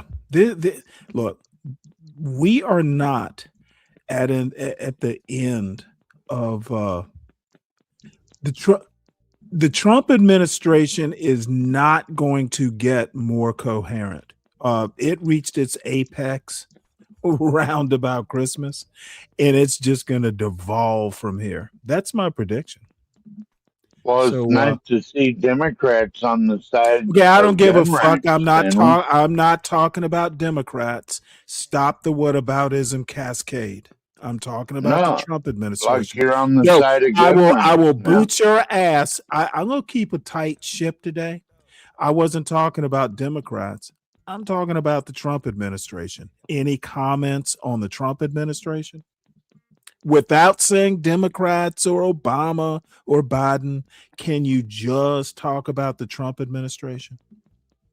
Well, we was just talking about gun rights. Okay, right? I don't give a fuck what we were just talking about. Now I'm talking about I'm talking about the competence of the Trump administration. I think it reached its apex. Actually, the last shutdown, the Trump administration is just going to melt into a pool. It, they're basically going to turn into a puddle of goo because they're starting to pull against each other, and Trump is senile apparently, and they're just not going to be able to keep it together for the next 3 years. Any comment? Oh, he left. Oh, wah, couldn't keep up. So I don't support ICE. Gas station refusal ignites debate over denying service to federal agents.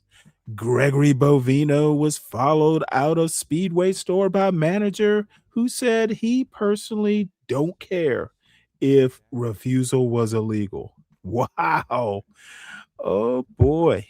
Oh boy. So let's play. You know what? I'm going to read this article, then I'm going to come back to this Fox News video.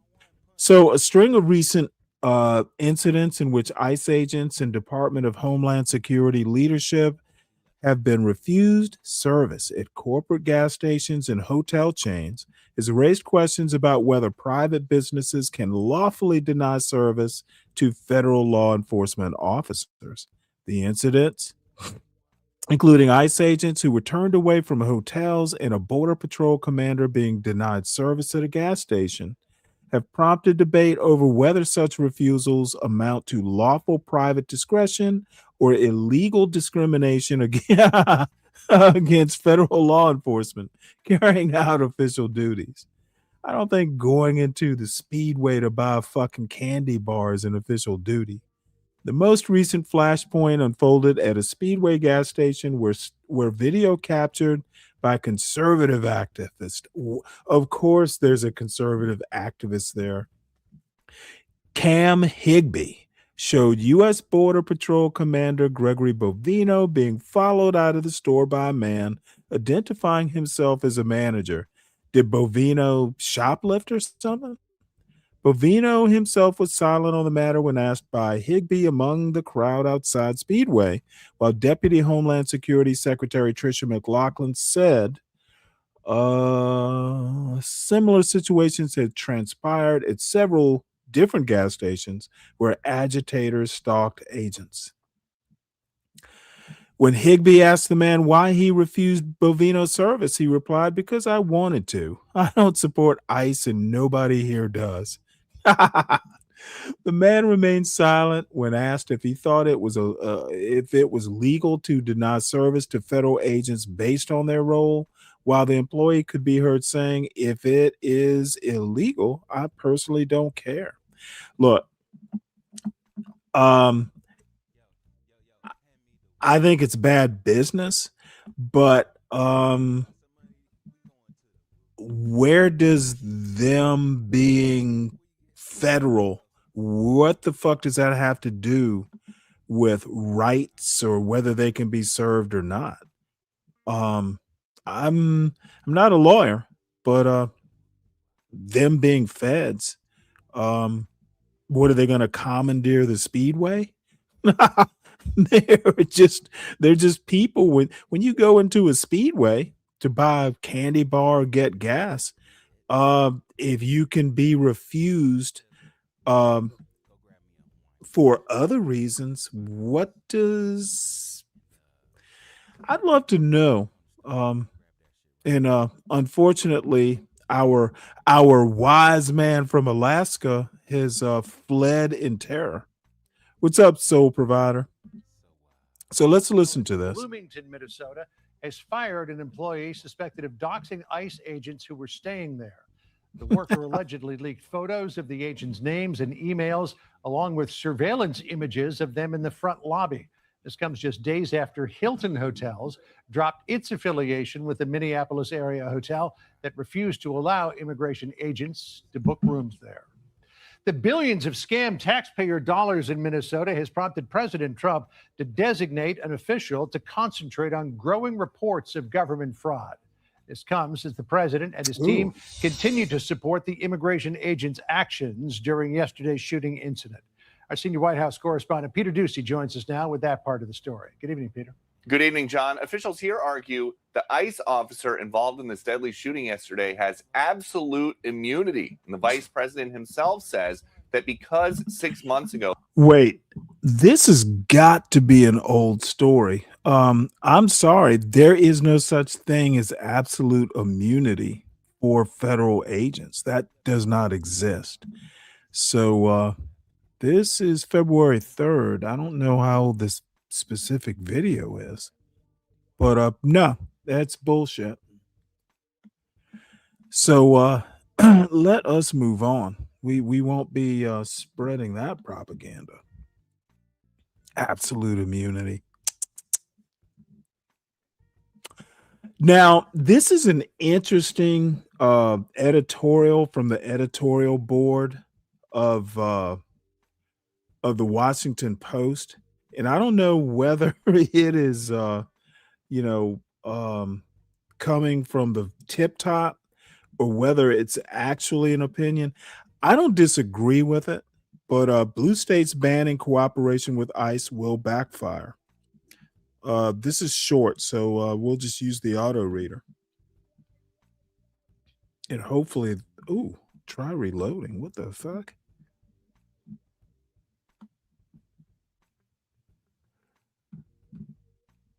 Well, let's try reloading this page. Now let's try it. I'm going to be forced to read Tisk. All right, well, let's see here. Border Czar Tom Homan announced Wednesday that 700 federal agents are leaving Minnesota thanks to unprecedented cooperation from local law enforcement. While about 2,000 federal officers will remain, the drawdown is a welcome concession to political reality and an opportunity for a reset at the Department of Homeland Security. I suspect Homan's going to wind up taking over the whole department from Kristi Noem. President Donald Trump arrived in office with a mandate to secure the border and deport illegal immigrants who had committed crimes. Immigration and Customs Enforcement could have focused primarily on apprehending dangerous criminals, which would have been an easy win for Trump and, more importantly, made America safer. Instead, DHS prioritized quantity, thanks to Stephen Miller, by the way, over quality. The ensuing dragnet, combined with the needless demonization of immigrants and an unprofessional behavior from many agents, turned immigration into a liability for Republicans. At the same time, blue state leaders have advanced policies to block local law enforcement's cooperation with immigration enforcement. Maryland's House and Senate advanced a bill this week to end 287 agreements, which are formal partnerships between 287G, that's some sort of statute, I guess, which are former partnerships between local law enforcement and ICE. Virginia, New Mexico, New York, and Hawaii are considering similar bans. Maine and Delaware did so last year, but without state and local cooperation, ICE gets a strong justification to deploy force in pursuit of violent criminals whom the overwhelming majority of Americans don't want on the streets.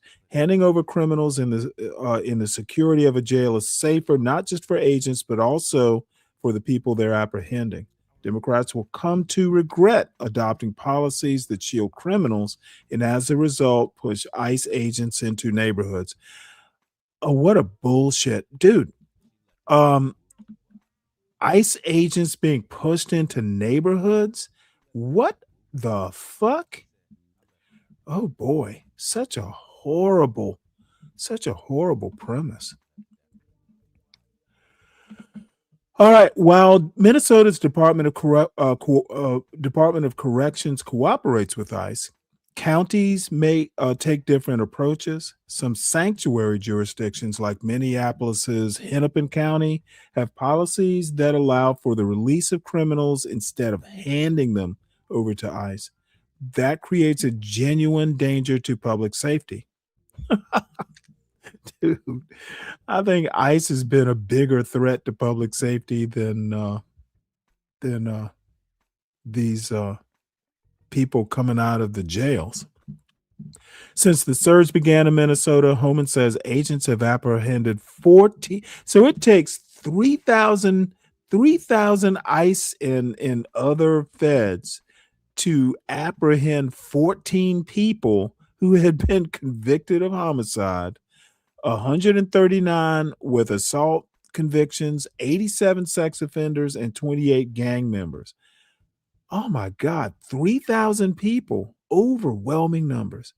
It isn't clear how many of these criminals were handed over by law enforcement or captured in the streets, but even one released murderer is too many. There's nothing about murderers being released. What the fuck? Oh, this is really bad. America has swung between extremes on immigration. Maybe the issue is too intractable to form a healthy consensus, but enterprising politicians with 2028 ambitions have the chance to offer a better way forward. This is a shitty fucking editorial. How many people are on the editorial board? It's literally a clown car of an opinion. So, Kelvin, you're back. Brian, welcome. Steve T. Does that mean white people don't have to serve black anymore? No fucking idea what this means. Can you elaborate, including your race? Are you white or black? Why would you be asking a question like that? Dude, Kelvin, do you like girls who smoke cigarettes? That's you seem to love Grace Thorpe a lot. You obviously like the taste of tobacco on your woman's tongue. Yuck. All right. So let's see what we got here. This is kind of a minor story. Stephen Moran resigned as chair of the White House's Council of Economic Advisors. He's got a Fed board seat, and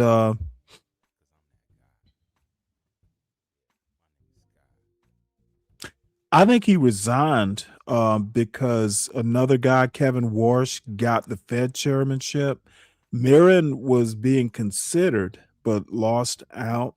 I'm guessing that's why he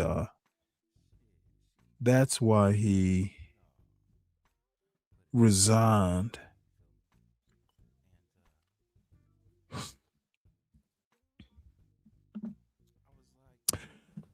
Yeah, well, that's interesting, but not that interesting. So let's turn our attention to another part of the Trump administration that is just as incompetent as Noam and the DHS and Bovino, and yeah, just the Trump administration is rife with incompetence. So judge presses DOJ lawyers for precedent for Pentagon to punish Senator Mark Kelly over video. The video was fine, maybe provocative, but there's nothing that any of those folks in the video, including Mark Kelly, said that was incorrect. It's just basically Trump trying to intimidate. And Hegseth, man, dude, I wonder how long he's gonna last. So I don't know if people actually know who Mark Kelly is, but he and his twin brother were astronauts for years. Now Mark Kelly is a senator, and Trump wants to do political persecution, i.e., weaponizing the Justice Department, and in this case, the Defense Department. No, I'm not calling it the War Department. I have a right, just like every other American, to say what I think, what I believe. This morning, Senator Mark Kelly firing back at Defense Secretary Pete Hegseth's censure, claiming the retired Navy captain made reckless and seditious statements, including in this video directed at U.S. service members. Our laws are clear. You can refuse illegal orders. Hegseth alleging Kelly and other lawmakers counseled members of the armed forces to refuse lawful orders. Is there anything in retrospect that you would have said or done differently over these last several months? Absolutely not. Absolutely not. I basically repeated what is in the Uniform Code of Military Justice, which is the law for the military. Members of the military need to follow the law. Very simple. Upon the video's November release, President Trump calling the message punishable by death and resharing a social media post calling for participants in the video to be hanged. Trump later saying he was not threatening death. I said something that the president and Pete Hegseth didn't like. And because of that, the president said I should be hanged. I should be prosecuted. This is un-American. And this sends a chilling message. How do you respond to critics who say your message risks being read through a partisan lens inside what should be a nonpartisan military? It's not partisan. I'm a member of the Armed Services Committee. I'm on the Intelligence Committee. And I would have expected that if this president said anything about what we said, it would have been, of course you don't follow illegal orders. But not this guy, because he looks at this as maybe somehow as a threat to his authority. Oh, by the way, his wife sitting next to him is Gabby Giffords. She survived an assassination attempt. It's probably almost 20 years ago now. She was shot in the head and survived. So she's kind of a hero herself. Authority. The censure will result in a demotion of Kelly's rank and retirement benefits. Kelly, who served over 25 years in the U.S. Navy, and his wife, former Congresswoman Gabby Giffords, vowing to fight the action with everything they've got. Let me make this perfectly clear, though, that Gabby and I are not people that back down. No way, Jose. From anything, from any kind of fight. Now, this censure is more of an administrative action. It is less severe than a court martial. The defense secretary is warning that the senator, his reaction to this may result in discipline and that it could subject him to criminal prosecution or further administrative action. But as you heard there, they say they're fighting back and they have 30 days to respond now. That's a very strong couple. Yeah, you know what? If Pete Hegseth and Donald Trump actually think that they can win this one, then this applies. So Trump says his unpredictable style gives him leverage, but it has a cost. This dude, talk about white privilege. This motherfucker is a chaotic truth if there ever was one, and the white privilege that has made him president. Dude, I don't even know where to start with this. This motherfucker is the worst thing that could possibly happen to America in 2026. And you'll be seeing why here momentarily. A year into President Trump's second term, his threats, retreats, twists, and turns appear to be wearing on allies and adversaries. No duh. Trump says his unpredictable style gives him leverage, but it has a cost. This article is by Tyler Pager and read by an automated voice. President Trump, who considers himself a master deal maker, has never made any secret of his belief that the secret to winning at negotiation is to keep the other side off balance.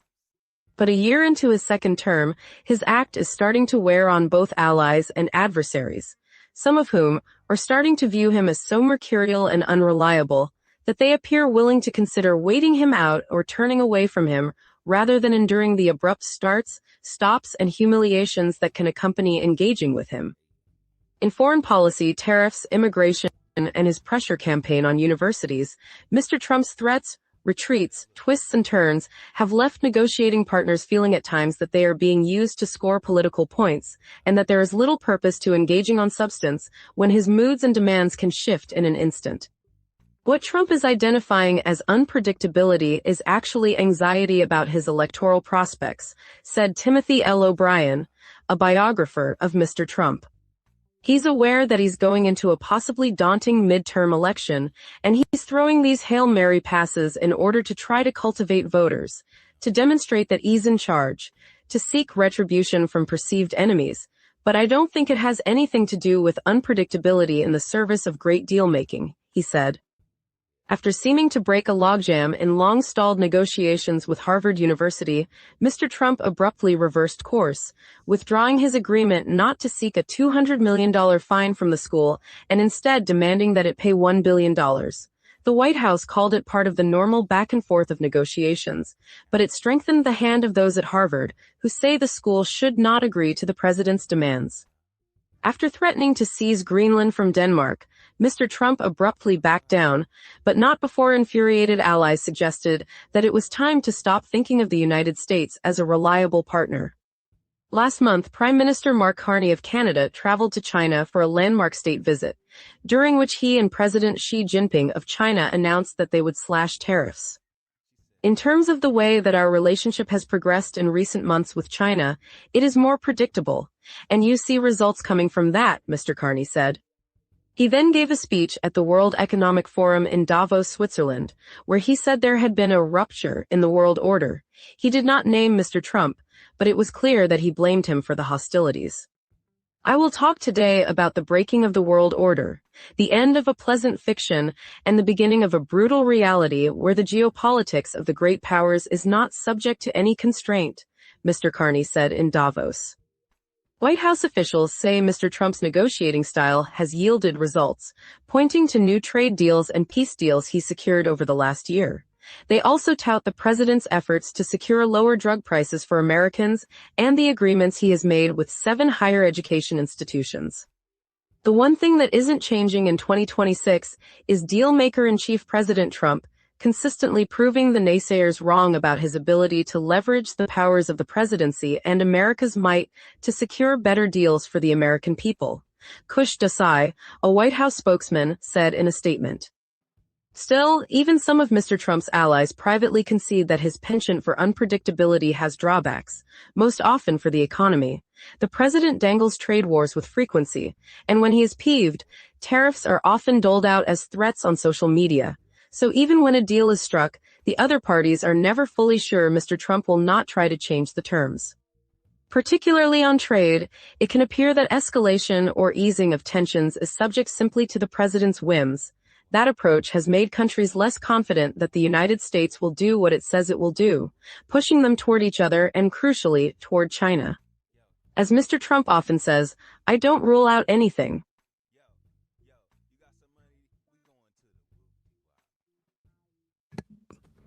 Yeah. Let's see here. Give me one sec. There's a story I forgot to cover. And yeah, there we go. Let me add it right quick. All right, so that is the overview of the fallout from the Trump chaos. Chaos theory. We'll just call it MAGA chaos theory.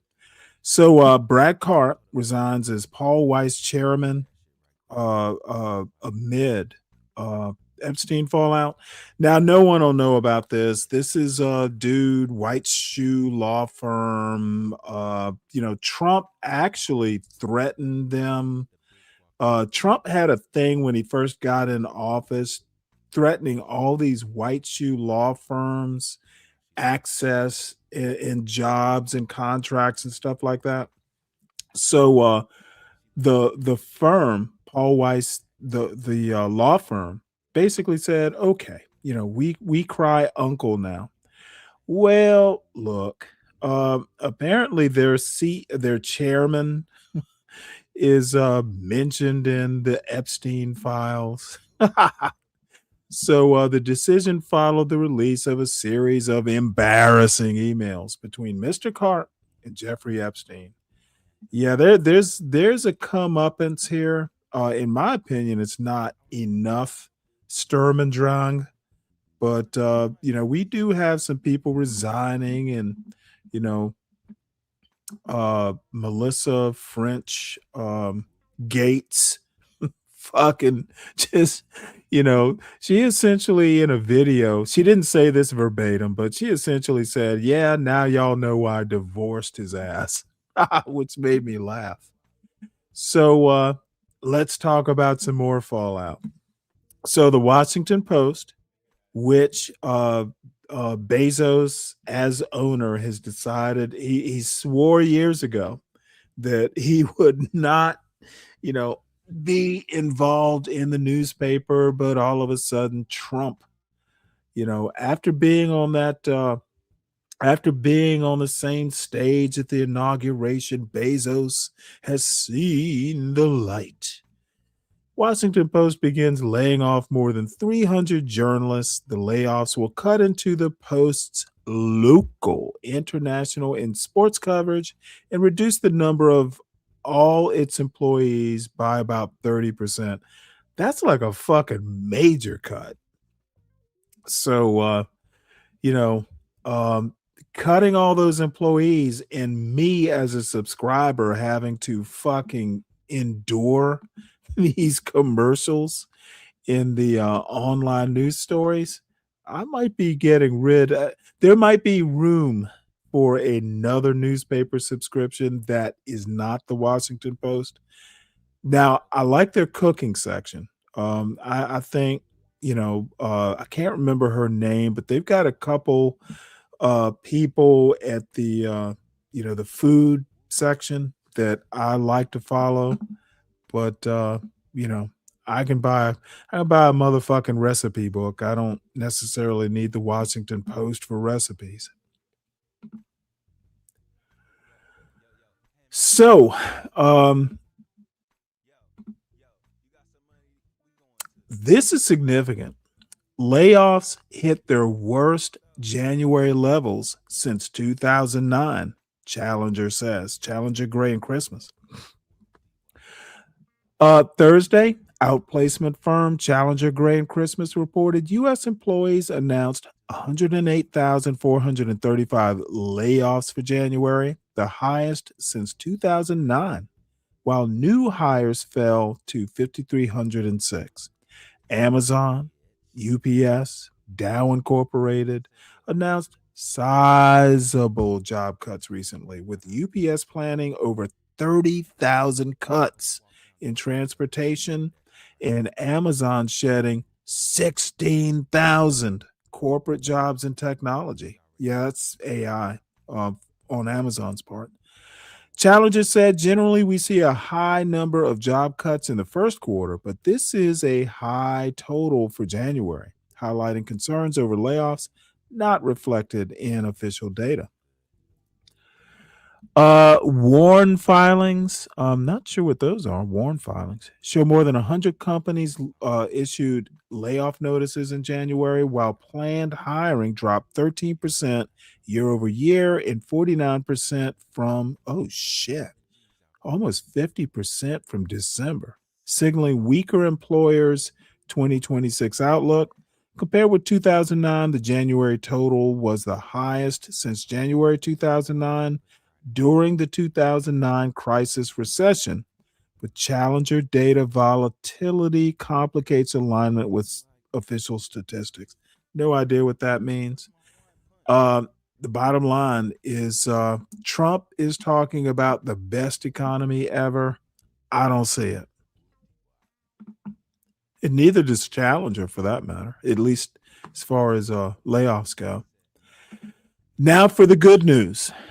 Supreme Court allows California to use new voting map, boosting Democrats. Supreme Court. So California has pretty much checked Texas. So that makes it a little bit more of a challenge for Trump. What you're going to see over the next few months is more pressure on places like Indiana and other Republican states to produce extra districts for extra representatives. Trump is already gearing up. I'm surprised there's not been pressure on Georgia to do some reapportionment or redistricting.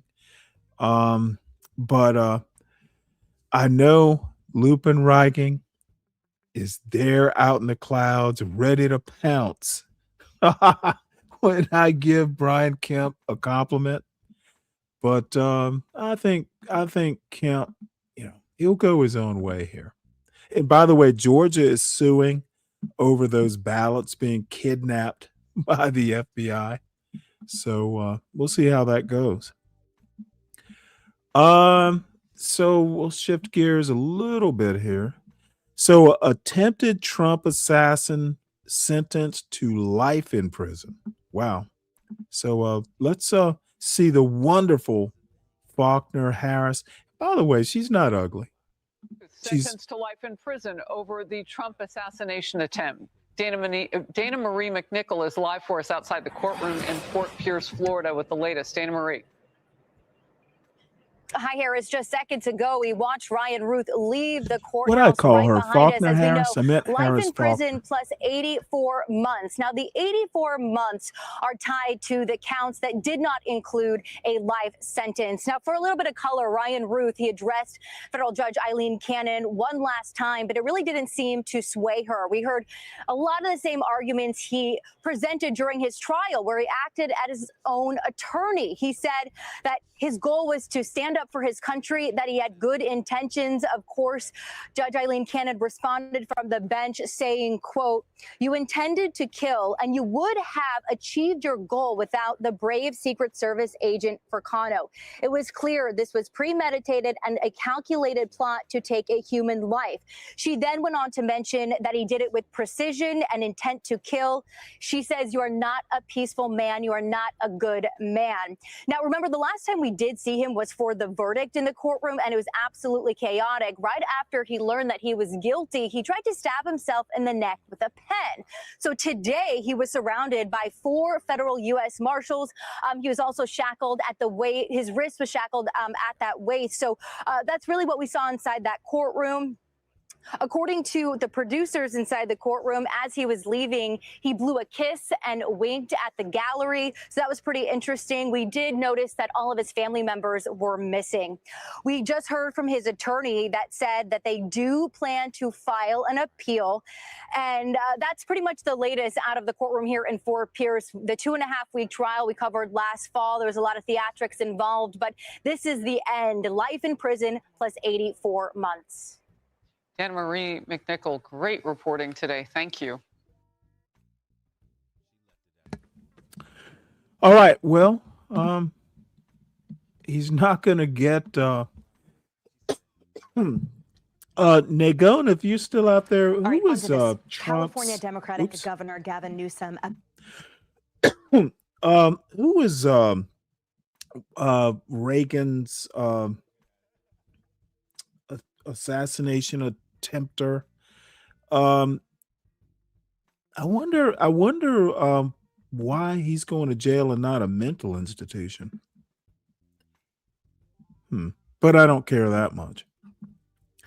So Walmart joins tech giants with $1 trillion market valuation. Yeah, I get my groceries. Walmart joins tech giants with $1 trillion market valuation. This article is by Kaylin Roan and read by an automated voice. Walmart crossed above $1 trillion in market value on Tuesday, becoming the first traditional retailer to hit the milestone and joining a small club mostly made up of technology giants such as Apple and Microsoft. The nation's largest retailer is known for its supercenters and low prices that have lately pulled in even higher-income consumers. Investors have been drawn to the company's rapid e-commerce growth in recent years and push into automation and artificial intelligence. Walmart's stock has climbed about 28% over the past year, outpacing the S&P 500 index's 15% gain during the same period. Wow. Walmart management was prescient in building out a business model optimized for this moment, said Sarah Henry, managing director and portfolio manager at Logan Capital Management, an investment management company. Their rebuilding recast their image as much as a technology company as they are a retailer. Digital sales have been a major driver of growth lately. Walmart's e-commerce business includes curbside pickup, same-day delivery, and a growing third-party marketplace, while its advertising business has become increasingly important to its bottom line. In its last quarter, Walmart reported a 27% increase in e-commerce sales and a 53% jump in advertising revenue. That growth is rooted in acquisitions the company made nearly a decade ago as it sought to compete with Amazon for online customers. In 2016, Walmart bought the online bulk retailer Jet.com for $3.3 billion. And in 2018, Walmart bought a controlling stake in Flipkart, an e-commerce company. It's also built a new 350-acre campus in Bentonville, Ark, that resembles the headquarters of companies in Silicon Valley, with a food hall, an amphitheater, and sprawling fitness and childcare centers, as it looks to compete for tech workers. At the same time, the company has pitched itself to investors as a technology-forward company, moving its stock listing from the New York Stock Exchange to the NASDAQ, where many of the largest tech companies are listed. But even Walmart's reputation of offering low prices as a traditional retailer has worked in its favor lately, benefiting from consumers seeking big discounts to help offset the fast inflation and new tariffs that are straining their budgets. And wealthier shoppers have been attracted to Walmart's expanding online offerings that include apparel and furniture. Walmart's $1 trillion valuation comes just days after John Furner assumed the role of chief executive, replacing the company's longtime chief, Doug McMillon. Mr. Furner is expected to accelerate Walmart's transformation into a high-tech retailer with plans like expanding the use of AI assistants for online shoppers.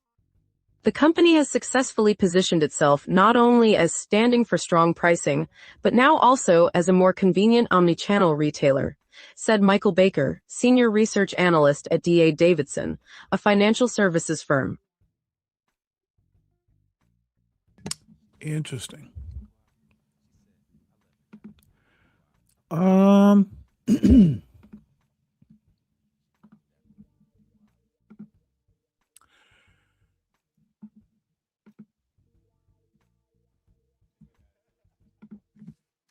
right. Well, there are a couple videos roughly on this topic of stop meeting students where they are. And, you know, over the past few days, and maybe over the past few months, I just decided to stop meeting some of these fucking YouTube content creators where they are. And I pissed quite a number of them off, but I don't give a fuck. It's like, dude, if you can't read, if you can't critically think, I'm just gonna fucking roast your dumb asses. So some of you have probably noticed I've been a little bit more cruel than usual. And I will continue. I'm tired of dealing with the bullshit. I'm tired of babysitting motherfuckers. Tired of pretending that they're my equals. And you know what? My numbers are going to suffer, but so be it. That being said, everyone, please make sure you hit the like button. Everyone, please make sure if you're new to the channel, check us out. Who knows? You might like the channel. You might subscribe and be happy with the channel. The link is posted. If anyone wants to come up and kibitz, feel free to do it. By the way, Nagon, I'm just getting into Empire of Cotton.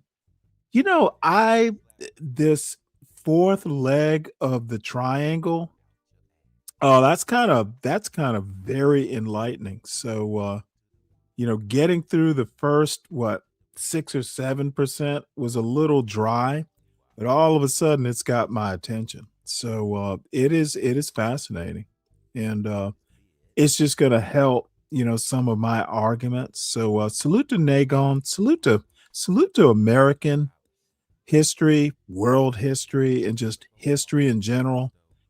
Um, some of you old YNs out there who wanna, you know, give me grief for reading books, y'all are a fucking disgrace. Read a book, will you? So let's get into need to start it this weekend with you. The book. Oh yeah. Well, you know what? Honestly, CK, hit the link this weekend if you want to kind of do a book club thing. We can do that. I started it a couple days ago, but yeah, I'm not averse to things like a book club ish sort of thing. Hadn't really thought about it because people kind of read at their own pace, and people like UCK are way busier, raising a family and all that stuff. So whatever you want to do, just send me a suggestion and we'll see if we can make it happen.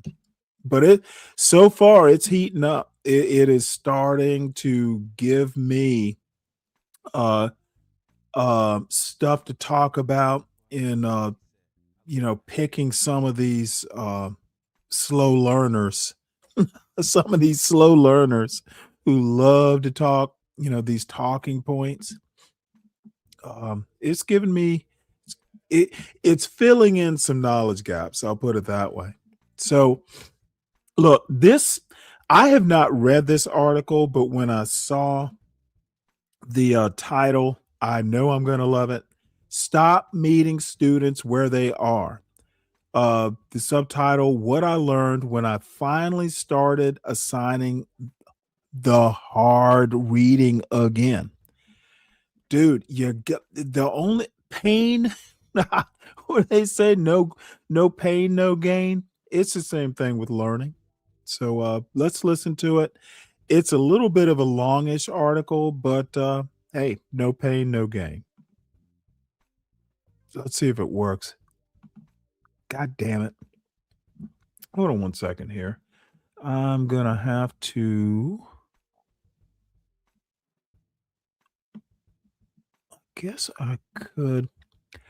Now, I have to admit, this article, I had to do a little bit of a procedure here to get it to work. And apparently I did not do the right procedure. Let's see. Just give me a second here.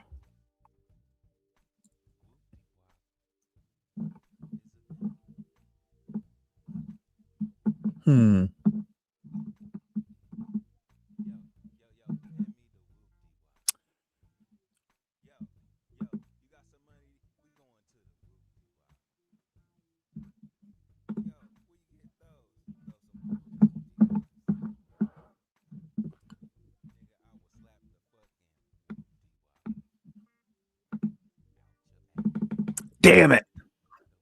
Oh, there we go. Well, Glorioski, I had to do a little bit more surgery to get this to work, apparently. All right, so let's start it here. An AI voice. At some point over the past 15 years, kids stopped reading, or at least their teachers stopped asking them to read the way they once did. We live in the age of the reel, the story, the sample, the clip, the age of the excerpt. And even in old-fashioned literature classes, assignments have been abbreviated so dramatically that high school English teachers are, according to one recent survey, assigning fewer than 3 books a year. I've seen the effects of this change up close, having taught English in college classrooms since 2007, and I've witnessed the slow erosion of attention firsthand, too. Students on computers in the back of lecture halls, then on phones throughout the classroom, then outsourcing their education to artificial intelligence.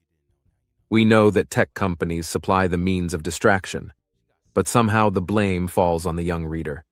Whole novels aren't possible to teach, we are told, because students won't or can't read them. So why assign them? When I walked into my American literature class at Case Western Reserve University last fall, I looked at 32 college students, mostly science majors, and expected an uphill battle. As my colleague Rose Horowitz has reported, many students no longer arrive at college, even at highly selective elite colleges, prepared to read books. 1/3 of the high school seniors tested in 2024 were found not to have basic reading skills. Yet by the end of the semester, as we read the last sentence of Toni Morrison's Song of Solomon, I regretted ever doubting my students. I am now convinced that I was wrong to listen to the ostensible wisdom of the day, and that teachers of literature are wrong to give up assigning the books we loved ourselves. There may be plenty of good reasons to despair over the present. The literature classroom should not be one of them.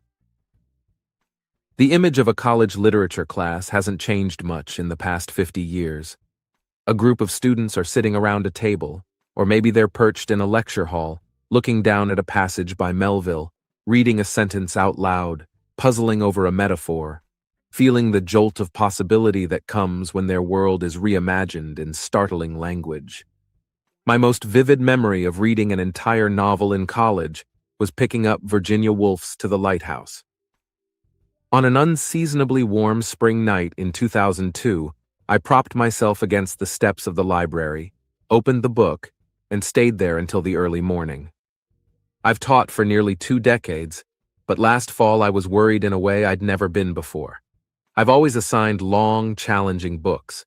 I regularly teach To the Lighthouse to first-year students, sometimes swapping it out for James Joyce's Portrait of the Artist as a Young Man or Mulk Raj Anand's Untouchable.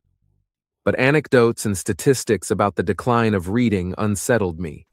Plus, I was worried about my own rattled attention span, and I was unnerved by the apparent inevitability of AI-generated essays.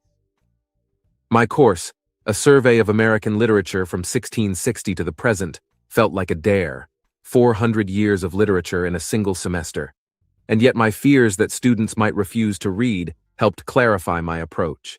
Instead of hopscotching from one excerpt to the next, I'd create small eddies in time. We'd spend several days, sometimes a couple of weeks, on a single author. We'd read nonfiction and novels, Harriet Jacobs's Incidents in the Life of a Slave Girl, Faulkner's As I Lay Dying, Willa Cather's My Antonia, and long poems. I couldn't be comprehensive. The course's remit was, essentially, Puritans to the present. I was instead serious about reading whole books and sermons. It's impossible not to include Jonathan Edwards's Sinners in the Hands of an Angry God if you're seeking to understand early American literature. I would teach the students what I was starting to miss myself, tarrying with an author beyond his best-known works, developing a relationship with a novelist across wildly different novels. 2 things became clear in the early weeks of class. First, the students were reading. They were reading everything, or most of it. I know this because I had them identify obscure passages without notes, devices, or books at hand. Second, they were experiencing life in a way that was not easy outside the class and its assignments. They were expected, required, to give huge chunks of time to an activity, reading, that was not monetizing their attention in real time. They had, in effect, taken back their lives for an hour or 2 each day. It turned out that American literature, which so often flirts with utopian fantasies of regaining control, Hello Walden, could do precisely that. To give the students time to read, I had to change the way they wrote.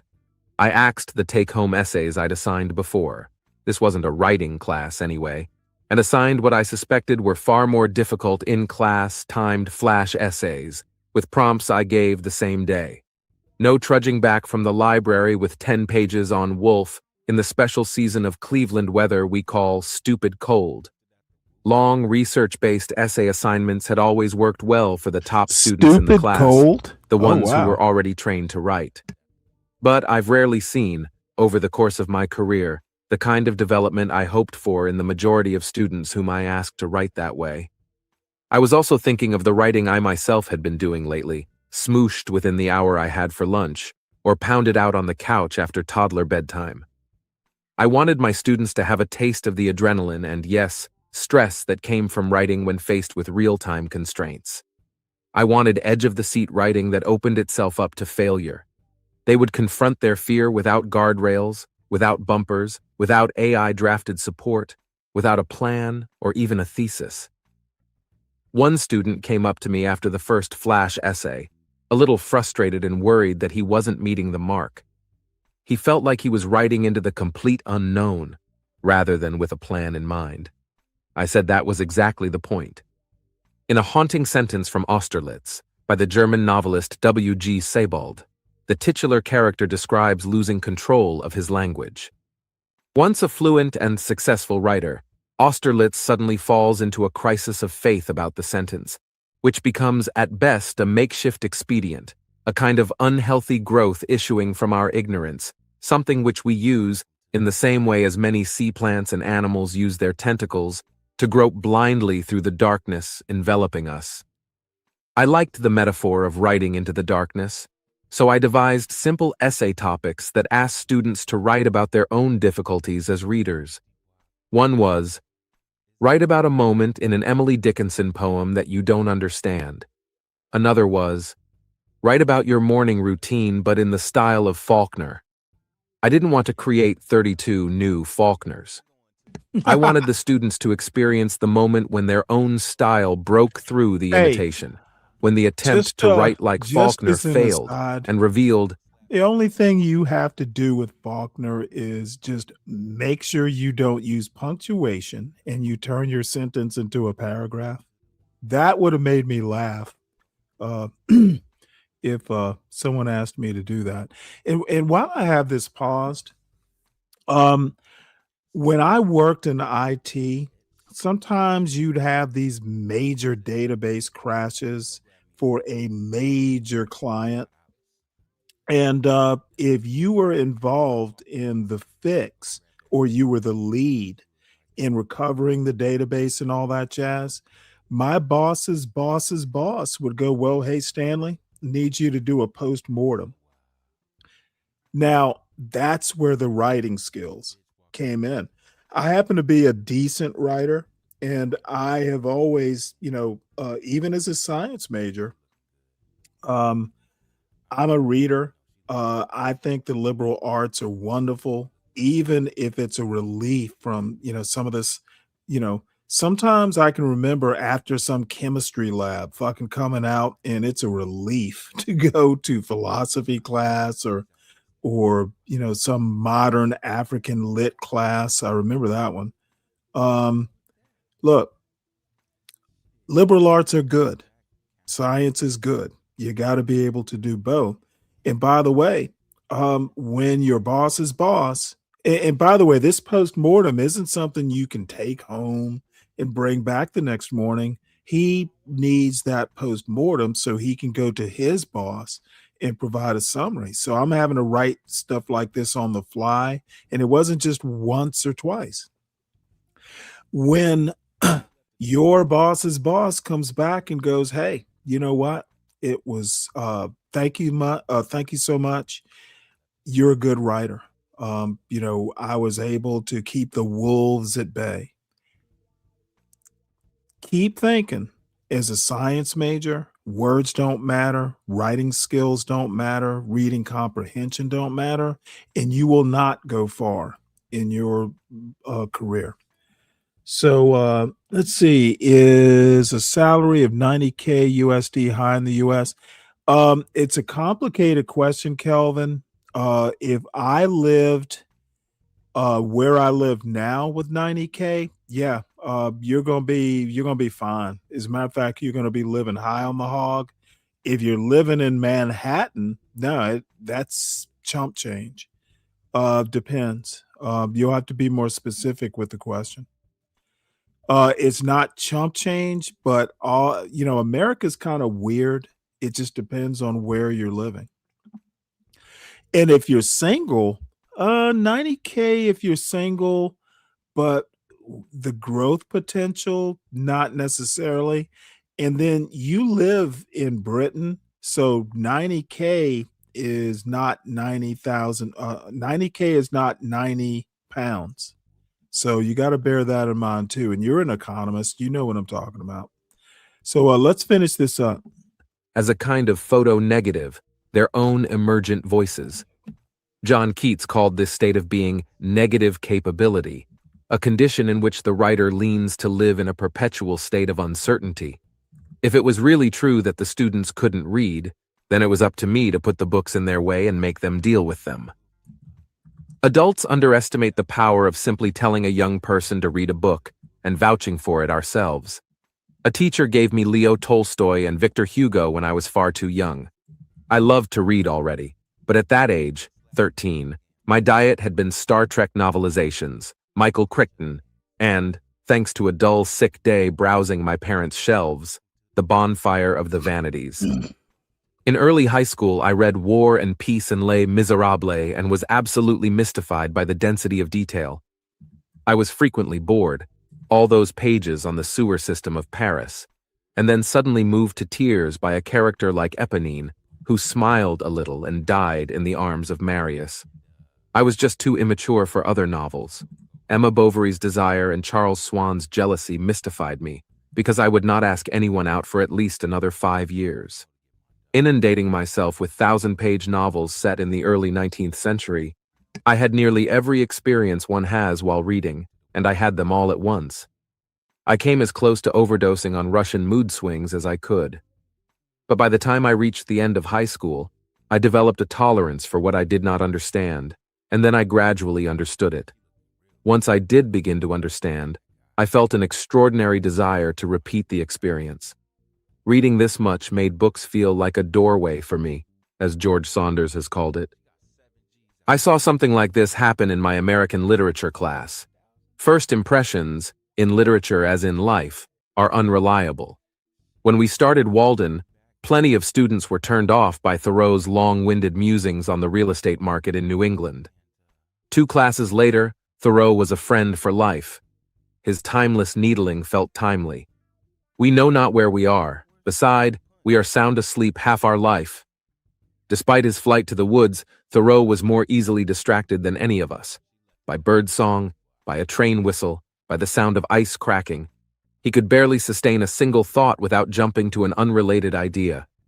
Walden is a book that freely indulges in distraction, not to dull our senses, but to keep ourselves awake, curious, delighted, enraged. Thoreau's world sends us constant notifications, and by doing so, asks us to reject the vain reality where we have been shipwrecked. The iterative process of confusion, endurance, and incremental understanding is what literature professors teach when they assign whole books. This march toward understanding doesn't have a great name other than reading. We need to help students grow into the difficulty of reading. The best way to do that is not to meet them where they are, a bromide that has become doctrine for higher education. We have to do as Whitman says instead, stop somewhere ahead and wait for them to catch up. None of this is to say that higher education faces no challenges in this moment. Universities' resources are severely constrained. Their research... Let me pause this right quick to address my buddy Calvin. Calvin, I am the internet. Hopefully there's someone there that you can, talk to, or I don't know. I'm a little, I'm not going to give out financial advice. You are way younger than me, probably not much older than my son. I don't live there, and I am just some dude on the internet, I cannot in good conscience give you farther advice than this. You know, the larger advice is never turn down a promotion. And you know, especially if you're young, and max out anything that you can do to maybe retire at 50, 55, even retiring at 60. My father retired at 60 and he's 80 something now. He's lived a good old life. So, um, you know, my son, I had told him to put the work in, or the effort, whatever that effort might be, front load it.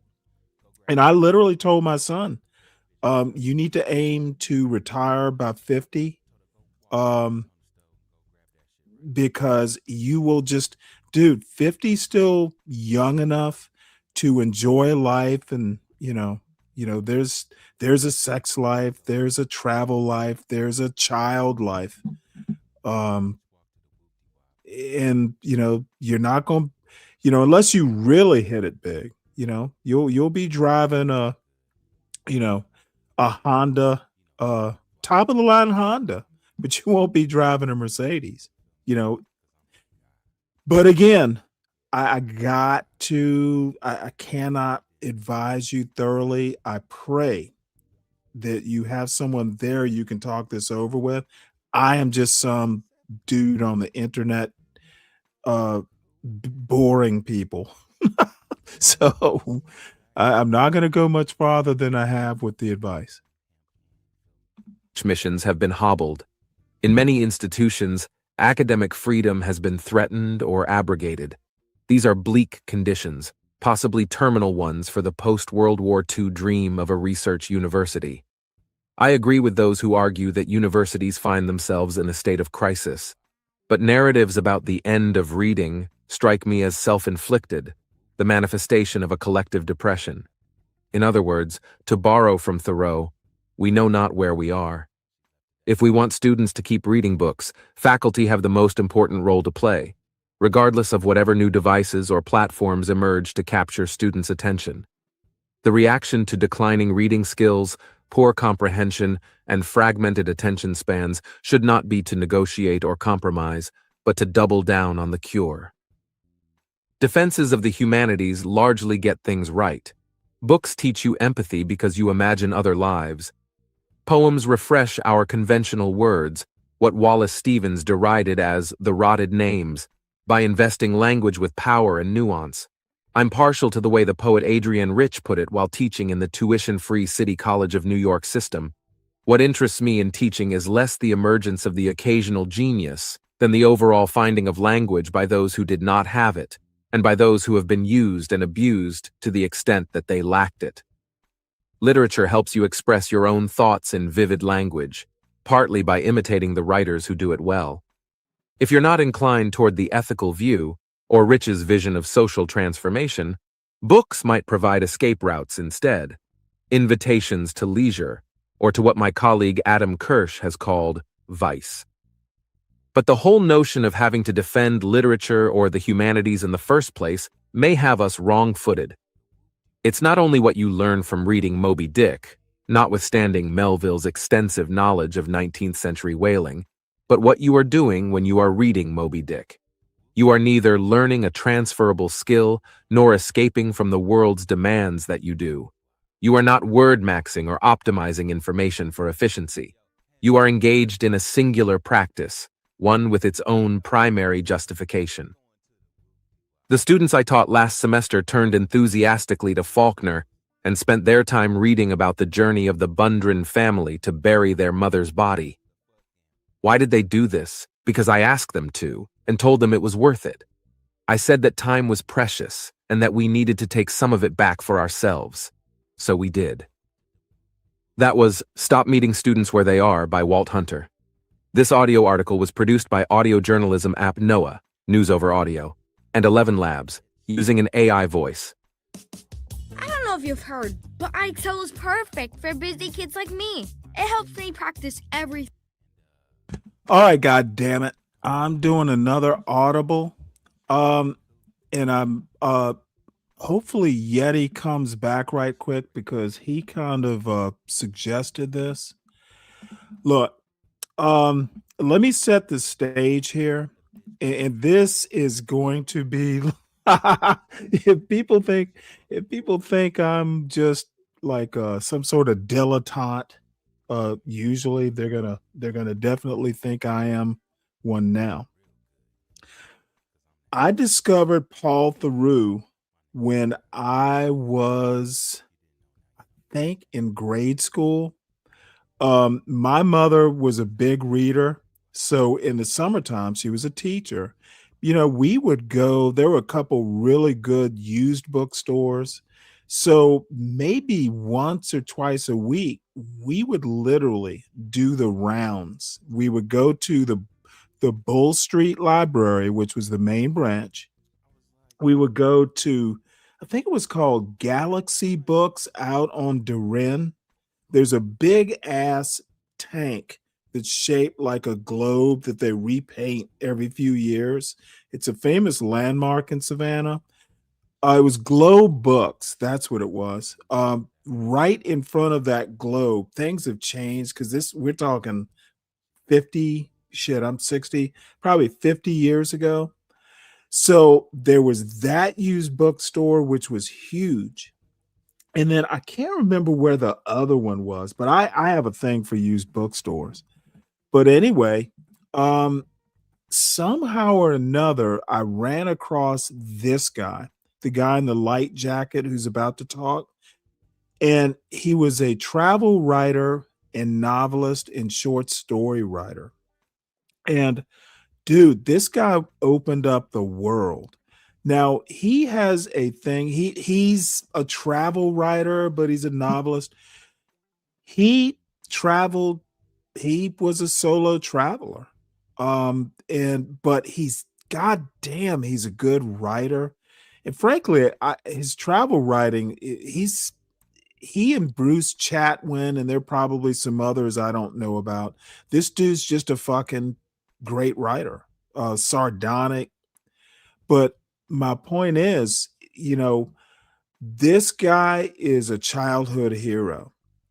I will stop and redirect a whole show just to hear him talk. And this is, I don't know what year this is. Supposedly, this was posted 5 months ago. I don't know when the actual interview was. So this is like August of 2025. He's in his 80s and he looks like he is in really good shape. But here's the deal. There's a book he wrote. He lives in Hawaii now. He last I checked anyway. This dude is like a world unto himself. But he wrote a book. He fucking, I think it was called The Happy Isles of Oceania. This motherfucker did a sea kayak tour of like Melanesia. He was fucking doing kayaking in the Pacific Ocean. Like island hopping on a goddamn kayak. So he's kind of he calls himself, or at least one of his books is called Fresh Air Fiend. You can tell he's 80 something and he looks like he's in shape. So I don't fawn over authors or anything. Paul Theroux is literally foundational to me as an author. So and the whole reason I'm thinking about this is a show I was in the audience of, in the chat of. The thing that this young man said is, he cash in vacation days because, he doesn't need vacation. I'm telling you right now, you abso-fucking-lutely need vacation, especially if you've earned it. You will drive yourself into the goddamn ground. When I was young, I have made the comment more than once when I was in my 20s and early 30s. I am my job. And I learned just how fucked up an idea that is once I got married. If I'd met my wife like in my early 30s, I probably would have never said foolish things like that. Now, there are times, of course, and I can't make people's personal decisions. I don't know the circumstances, but dude, the best time to take a motherfucking, vacation is when you're single without obligations. And this particular person has animals and stuff like that. One of the drawbacks of being a rancher or a farmer or something like that. But no, if you're single and there's nothing holding you back, dude, take that vacation. One of the things I need to do before my son graduates from college, he and I, I've been saying it for years. I want to, we need to go to Cuba, need to go to Havana. I've been to Gitmo, but motherfucking, I've never been to Havana. I love the Cuban folks, and it's been a fantasy. Plus, my son and I fucking, taking a trip would be cool. So if you are young, and I don't mean that passport bro bullshit. I don't mean sex tourism. I literally mean travel as an exploration. So without further ado, the great Paul Theroux. I'm Nelson Casper, government professor emeritus, long time, and friend of Paul Theroux's. I want to thank the Dialogue Project and especially the co-director, Christy Clemens, for all the help she's given in sponsoring this talk. And I want to give Paul, this is a very special event for me. And the reason is that Paul did me an enormous service when I was in Kampala, when we met about 150 years ago. Because Paul was the director of the Adult Studies Center and extramural tutor, which meant that he connected with people in Uganda who were not at Makerere but enrolled there to give lectures over the radio. This is a precursor to Zoom. We wouldn't think of doing it now. So Paul asked me, would you give a set of lectures on the politics of Uganda? And I had just come out to do my research, and I was teaching in the department there. So I said, sure. So I gave the lectures, and then Paul says, I think we could get these published. And he arranged to do it, and it became my first book. And I thought that was wonderful. Now, I need to say that my output is nothing compared to Paul's. Paul has published dozens of books, and it raises two kinds of questions. The first question is, how many has he produced? Now, there are various numbers that have been put forward. I should say, and the second question is the division among his readers for his books. On the first one, Paul himself said 56 books. Roundabout, there we go. That's exactly right. Others vary. We know that there are at least 30 novels and 12 travel books. 13th one on Canada is going to come out next year. And in addition to that, there are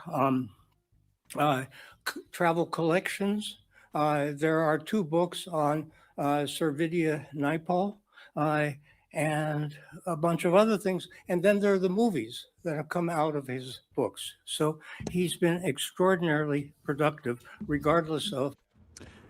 Oh yeah, probably no one here has heard of the Mosquito Coast. It was a Harrison Ford movie. Not too long after Star Wars. Yeah, great movie. Exactly how many books he's actually published.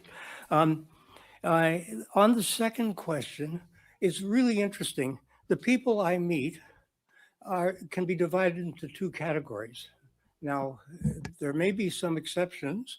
I think actually I'm one, but people read his travel books and not the novels, or they read the novels and not the travel books. And it's puzzling and it's a shame because there are ways in which they are united. And Paul himself has explained what he's trying to do in the books he writes. The common theme that ties them together, and this is Paul's words, not mine, is that each one shows a person out of his element trying to solve a problem and trying to survive while doing it. And that applies as much to travel as it does to the novels. A solitary person overcoming hostile circumstances. Again, those are Paul's words. Now, in one case, the person who's trying to survive, to overcome problems, is the protagonist in the novel. Paul invents that protagonist. In the other case, the travel books, it's Paul. Paul is the one who's solitary, trying to overcome hostile circumstances, and I think he'll tell you something about that. Putting them together, Paul suggests his books focus on how you become the person you are meant to be. And we are much richer thanks to the person Paul has become. So that makes it completely appropriate to tell you the title for his talk today is Crossing Borders, and I turn it over to you.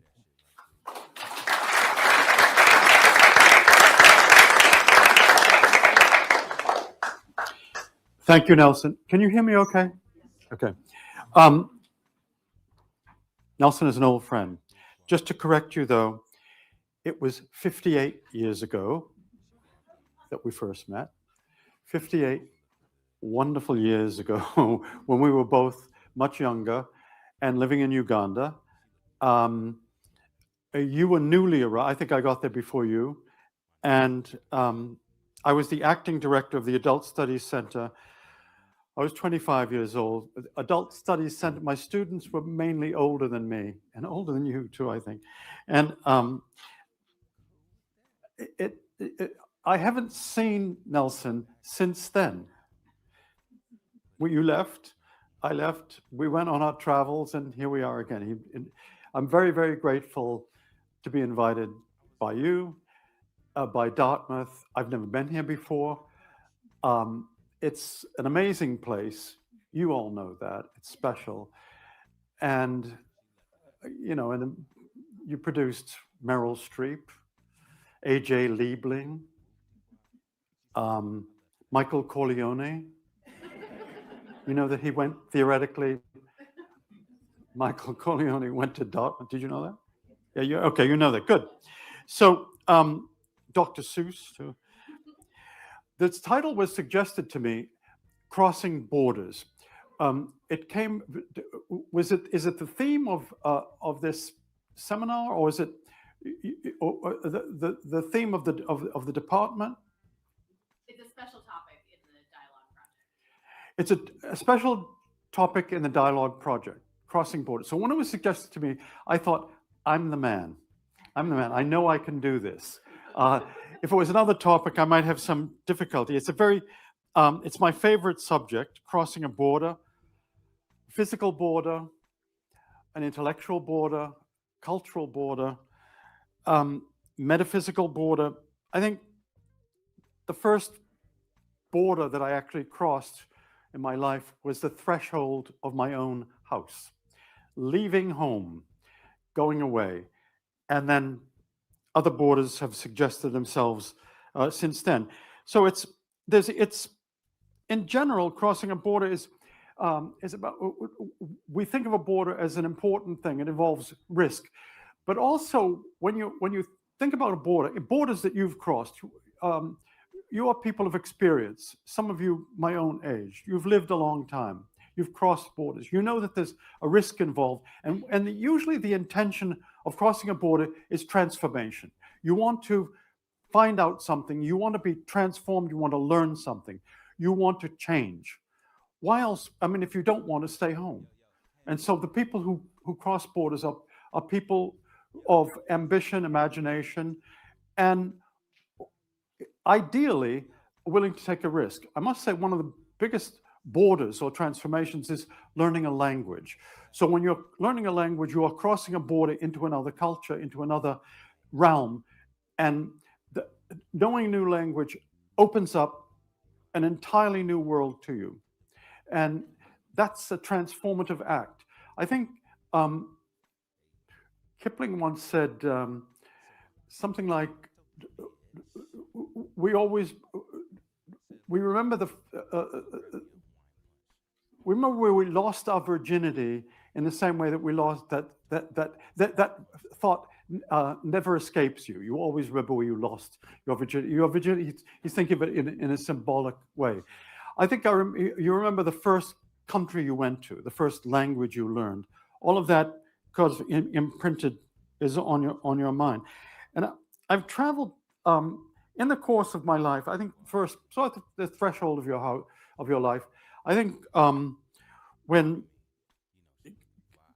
I decided to become a writer, I was trained academically in pre-med. I was a pre-med student intending to be a doctor. But I came of age in a turbulent time. Some of you might remember it, the early 60s. I graduated in 1963. You remember the Vietnam War, the civil rights movement was very big. The assassination of Kennedy. Cities were burning.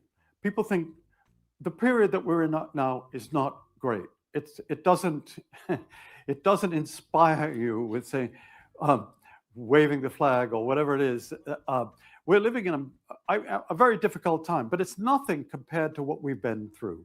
So we know we've overcome horrible things. The Civil War was probably the worst period in American history, but the 60s was a very trying time, and my solution for it was, after I was an anti-war protester, I was arrested in Amherst. It was a disgrace for my family, but it was. I thought I took it as a badge of honor, actually. And then I decided to join the Peace Corps, and my life changed when I joined the Peace Corps. Are any of you former Peace Corps volunteers? Any here? One. Where were you? Nepal. In Nepal. So you were a really early guy, maybe. Yes. Because that was Nepal was the first. That was the first. Nigeria, Nepal, and India were the first. What year were you there? 67 to 71. Okay, but they were there in '62. You know. Oh yes, they were. In fact, I knew the ambassador there was a man called Stebbins, and who was in Uganda. Okay, so have you been back to Nepal? I go almost every year. There you go. And I was in Nyasaland, which became Malawi. It's in my heart. I learned the language. I'm sure you learned the language, and it gave me a compass. First it was a British territory when I first went there. Talk about a border crossing. Going to Central Africa when it was this Union Jack was flying over the government offices. They were all British civil servants there. It was a colony. It was a British territory, actually. And it was a big moment for me because I was able to see what British colonialism was like. I had a look at that. And then 7 months later, it became the independent Republic of Malawi. And I saw what African independence was all about. One flag came down, another flag went up. People were very hopeful. A lot of USAID, which has just been defunded, built numerous schools in Malawi. And it was transformative for the country. So USAID, which is now no longer exists, I believe, at least in the form that it did, was transformed Malawi society, and it became a much more literate outward-looking place because of that, just because of this agency, which they took all the money away from. And so I was in a school there, and I think that was the first. So that was the first border crossing. Very, very important. Also, I had a perspective on the States, and I remember being there. When you in the States, I had no notion of where we were going. I just felt kind of turbulence. Vietnam, civil rights, all of them exercised my mind. But then I was in Africa, I could see, I had a perspective on what might happen. And Nelson might agree with me that when we were in Africa, we saw the political process in a simplified form. We saw how people canvassed for votes. We saw some people getting elected or being corrupt or whatever it is. But it was kind of a small scale. And I was able to observe just how the political process worked. It was a very big deal for me because I was very confused by the whole. I grew up outside Boston, and Boston politics was another story. But I was always very confused by who ran, how they got votes, whatever it was, and campaigning. And that was a big thing. So I was able to understand the political process by living in a country that had just become independent and political and voting. So that was a border crossing that really mattered to me. Subsequently, I've crossed many borders. Pakistan into India, big deal actually, because the countries are not friendly. So I would say also the border crossings that I'm talking about are land borders. It's not about flying from Berlin to Moscow or Delhi to Bangkok. It's walking across the border. Walking, or a bus comes, you get out of the bus, you walk across the border.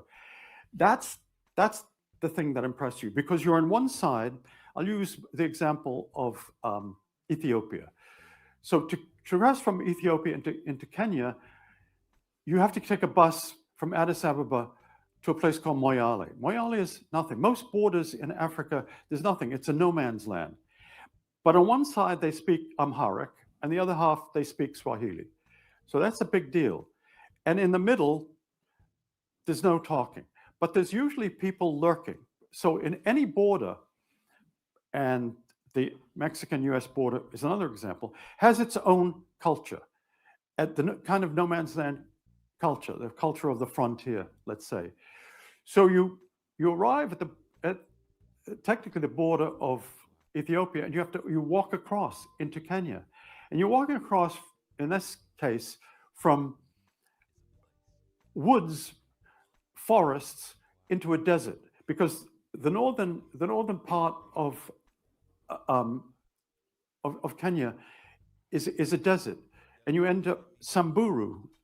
Is where Nelson is familiar with Samburu. So you end up in Samburu, but between there and Samburu is very dangerous and very strange. For example, when you're in Ethiopia, you're among people who Amharic-speaking Coptic Christians mainly. When you go across, you're in basically a war zone. So you walk across, suddenly it's all different. It's like a different planet, and you're there. Has anyone been there? Anyone crossed from Ethiopia into? Okay, no, right. So this is news to you, that when you're there, there are the Shifta people who come from the Ogaden Desert, and the Shifta are always armed with an AK. They usually have a camel, and they're looking for trouble. They're hungry, and so you get on a truck. Cattle truck, ideally, because if it's a truck with a lot of people in it, they drive like mad and dangerously. If it's got cattle in it, they want to preserve the cattle. They don't care about the people, but if it's cattle, they don't want to kill the cattle. So you're there holding on to it, and you're thinking, maybe I'm too old for this. I did this in 2001.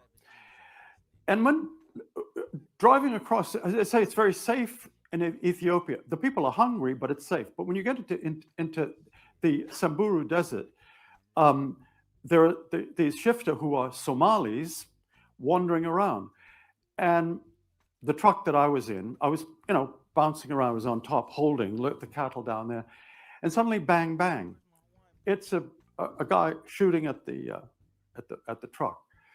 So the man next to me said, Fanyanini bana, what's up? I said, Fanyanini. I said, Hapanataka kufa. I don't want to die. And he then said in English, he doesn't want your life, bana. He wants your shoes. Hungry people, not murderous. He's just hungry. Anyway, they shot the truck. The truck kept going because there's cattle in it. And we got to, what is it, the capital there, the main town? Marilal, yeah, Marilal. So we get to Marilal, and then I kept going. Then I'm in Kenya. People are speaking Swahili. There's another place. The next border is Kenya to Uganda, another border. Then Uganda across Lake Victoria to Tanzania. Then Tanzania into Malawi. Then Malawi. Let me, I've been, excuse me, amused by some of the comments between Claris and Megabyte. Let me tell you how life actually works in these in the Western culture. Laugh at this shit all you want. This dude has been way more successful than you young folks. Kelvin, I'd venture to say he knows more about Africa than you know. So you can call him a crypto, what is it? Crypto Anglo. One of the things that I've noticed, well, let me do this in two parts. Luckily, I'm in, I'll be 61 come March. Paul Theroux hasn't had a whole lot of interaction with the young whelps on YouTube. So he doesn't know the disrespect and the I don't give a fuck attitude that's out here in the on the internet. He actually thinks what he is saying might be well taken by the younger folks. Now this is Dartmouth, and there's probably an older audience in there in the first place, because most of these younger Dartmouth students probably have no clue who he is. Knowing what I know and the experience that I've had, this dude is spot on.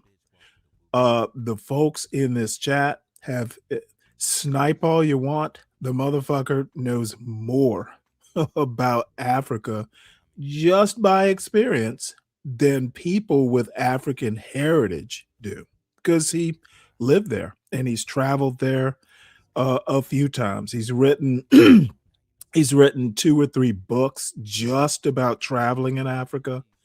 I feel sorry for the people who want to make jokes but actually don't know shit about Africa. And jokes are jokes, but I've got a brother who's quite a bit younger than I have, and I don't know, on a number of occasions, he wanted to do that, oh, you're old bullshit. Give it 10 years or so, you'll come back and go, well, Stanley, you're right. So all I have to say is court jest at your peril. Well, not peril. At your I don't know, what would the word be? All I have to say is if you're lucky, you'll be his age once and you'll be doing the same thing. That's how life works. So that's it. I'm interested.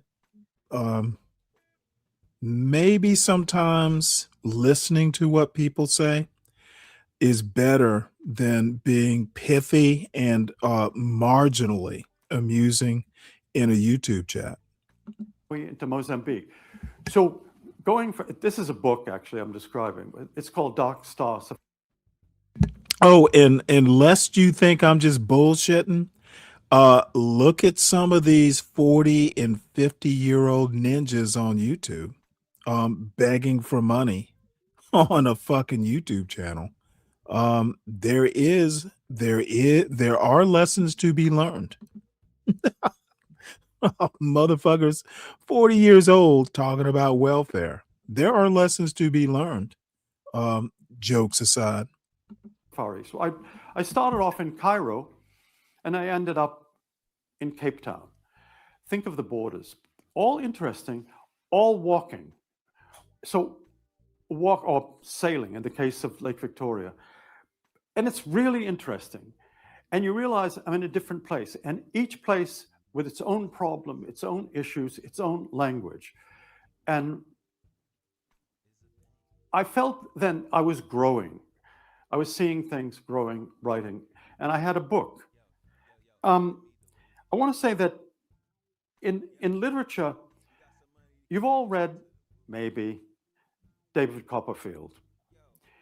Have you really read David Copperfield? My copy is 877 pages. Has anyone read the 877 page David Copperfield? But you know what David Copperfield, Mr. Murdstone, and his wife Clara. So David has a very tough upbringing. Actually, the book was written by Dickens when Dickens wanted to write an autobiography. He thought, I'm going to write an autobiography. And he had written a number of books. He was an excitable little guy and a genius. They don't read his books. I don't know whether the English department here doesn't, but all white guys, particularly English, aren't popular in a lot of curriculum these days. You know, there you go. But Dickens is the Shakespeare of the novel. It's a slog, the whole book. And Dickens wrote it instead of an autobiography. When he started writing an autobiography, then he thought, you know, his father was in jail, a debtor's prison, Dickens. And how humiliating it is for Dickens to think of his father in a debtor's prison. Just terrible. Talk about crossing borders, just in. So he suffered there. And then Dickens worked in a shop, the blacking factory, where he put labels on bottles. He was humiliated by this, just having to sit in a shop and put labels on bottles. It was a horrible experience. And Dickens' horrible experience he's turned into his fiction. So if David Copperfield's too long for you, then I suggest Great Expectations. Much shorter, very good. Even shorter, Hard Times. But what I want to say is that David Copperfield is a writer. But for 800 pages of the book, he doesn't do any writing. He's just a guy, young, his father's died, his mother's a widow, his mother marries a horrible man, Mr. Murdstone. Then his mother dies. Then Mr. Murdstone beats him. The scene where Murdstone is whipping him is just very upsetting. It's a very upsetting book, actually, because he has such a tough time. And you think, this is Dickens becoming a writer. But David is just, he works for Murdstone's wine store. Murdstone's a very tough, horrible man. And then he has a love affair, and then it doesn't work out. Ultimately, page 813, things change. Why? David goes to Switzerland. Until that point, he's in London or he's in Suffolk, Norfolk, but doesn't leave England. Suddenly he leaves England, and he says, I went away from England, not knowing even then how great the shock I was that I had to bear. I left all who were dear to me and went away and believed that I had borne it and it was past. As a man upon a field of battle will receive a mortal hurt and scarcely know that he is struck, so I, when I was left alone with my undisciplined heart, I had no conception of the wound with which I had to strive. The knowledge came upon me not quickly, but little by little and grain by grain. And then in Switzerland, he writes something. The first time he writes something. So for 800 pages, he's experiencing being beaten, being bereaved, losing his parents, losing in love, having a terrible time. Suddenly he's in Switzerland. It's very interesting to me in terms of crossing borders that Dickens conceived someone deciding to become a writer and writing something only when he left, when he was far away from home in Switzerland. And so in that chapter, which is chapter 658, he writes something, sends it home, and it gets published. Then he becomes a real writer. Interesting, huh? It happened to me. So I was going to be a doctor. I went to Nyasaland. It became Malawi. I stayed there. I kept writing, and I thought, I'm really not suited to be a doctor. I love writing. I'm going to become a writer. So, and the other thing is, you leave home, and a miracle happens. You have something to write about. When you're home, what are you going to write about? Your unhappy family or whatever it is, something. Your neighborhood, not very interesting. You go to Africa or wherever, Nepal. I'm sure that Nepal, you went there and you thought, my goodness, I've never been anywhere like this before. This is a kind of miracle. Didn't you feel that? An awakening? So, and particularly Nepal, because Kathmandu was the destination for free spirits. And so I felt that too. And I thought it was a very, very big deal for me. Later, in terms of other books, I wrote this book, On the Plain of Snake. This is, okay, maybe you've read it, maybe not. You can buy it somewhere if you want. But in terms, I'm talking about physical border crossings now. So I was I stayed friendly with all the people I was in the Peace Corps with. And year after year, we met once a year and had a weekend usually, drinking beer, playing games, talking about old times. And one of them, usually they came to my house in Cape Cod, but one time we were in Arizona and I had never been to Nogales. Have any of you been to Nogales, Arizona? You have, right? Okay, so you know what it is.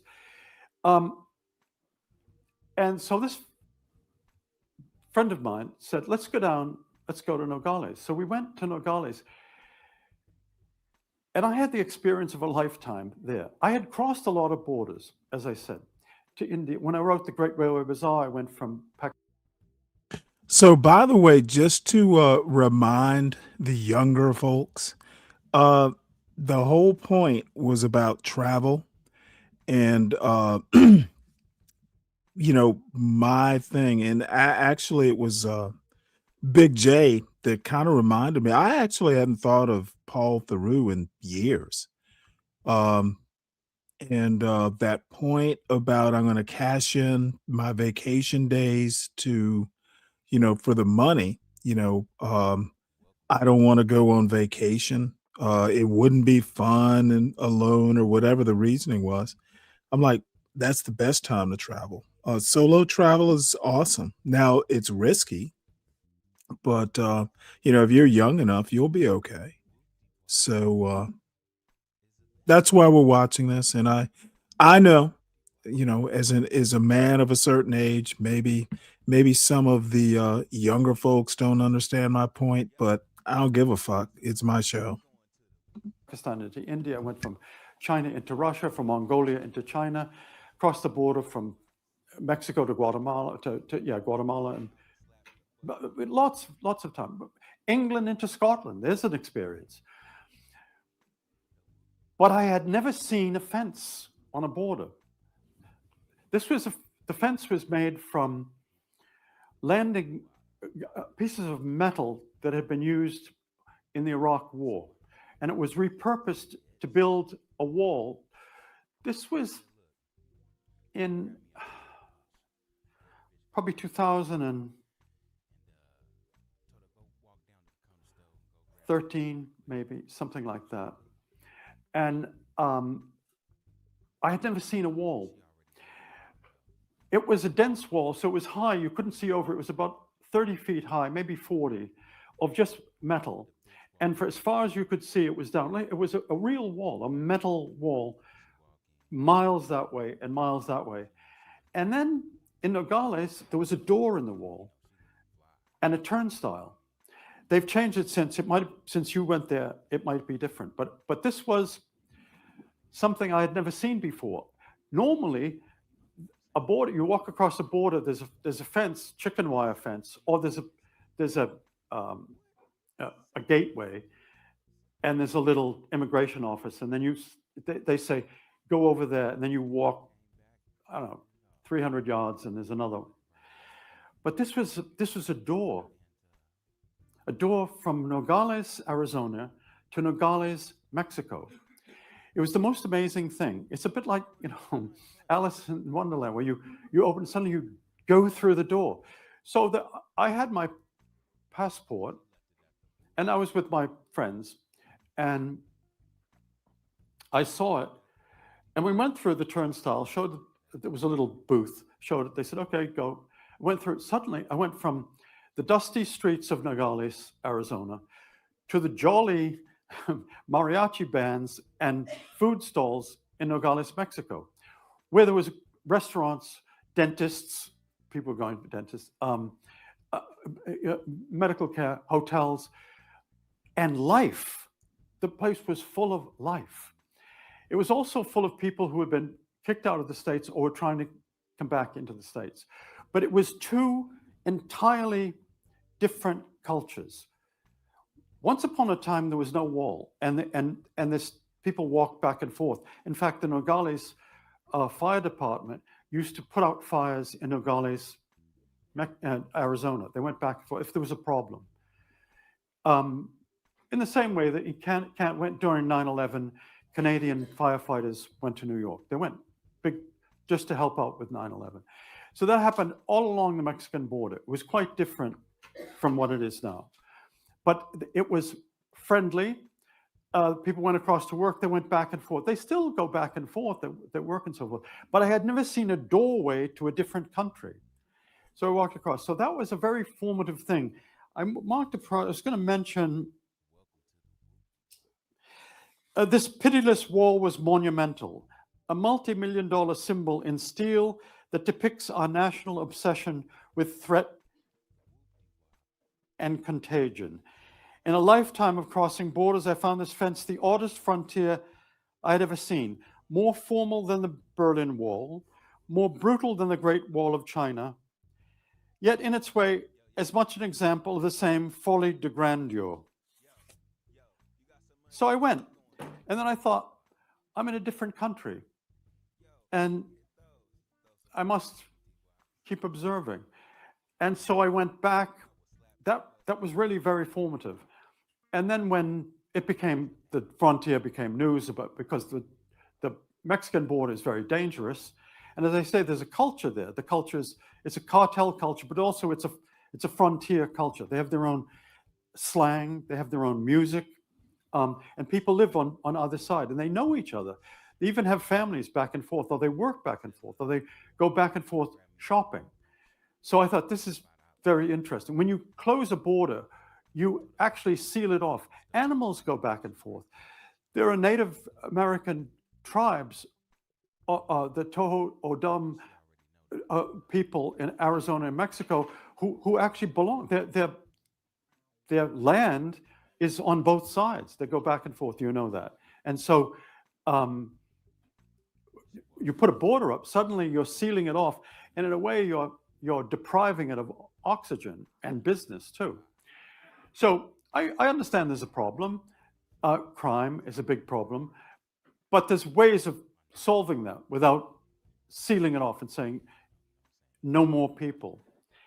And then having done that, I had traveled and written books about lots of other countries crossing other borders, but I thought I'm going to write about Mexico. So I wrote that book, and that's about a physical border, and written at a time when it was in the news. And I think that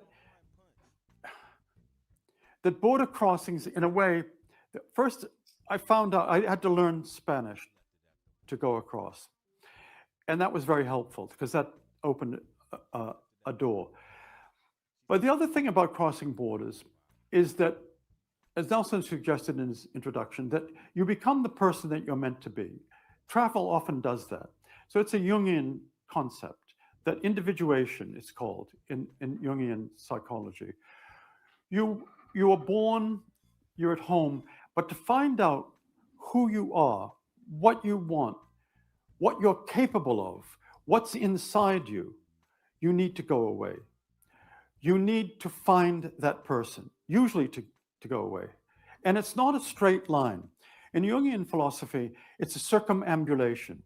You go here, you go there, you go there, you go there. So in life, the people who are the most together, let's say, or who find out what they want, usually are people who have traveled or have gone away from home and discovered by this random process, circumambulating, what it is they want, who they're going to be.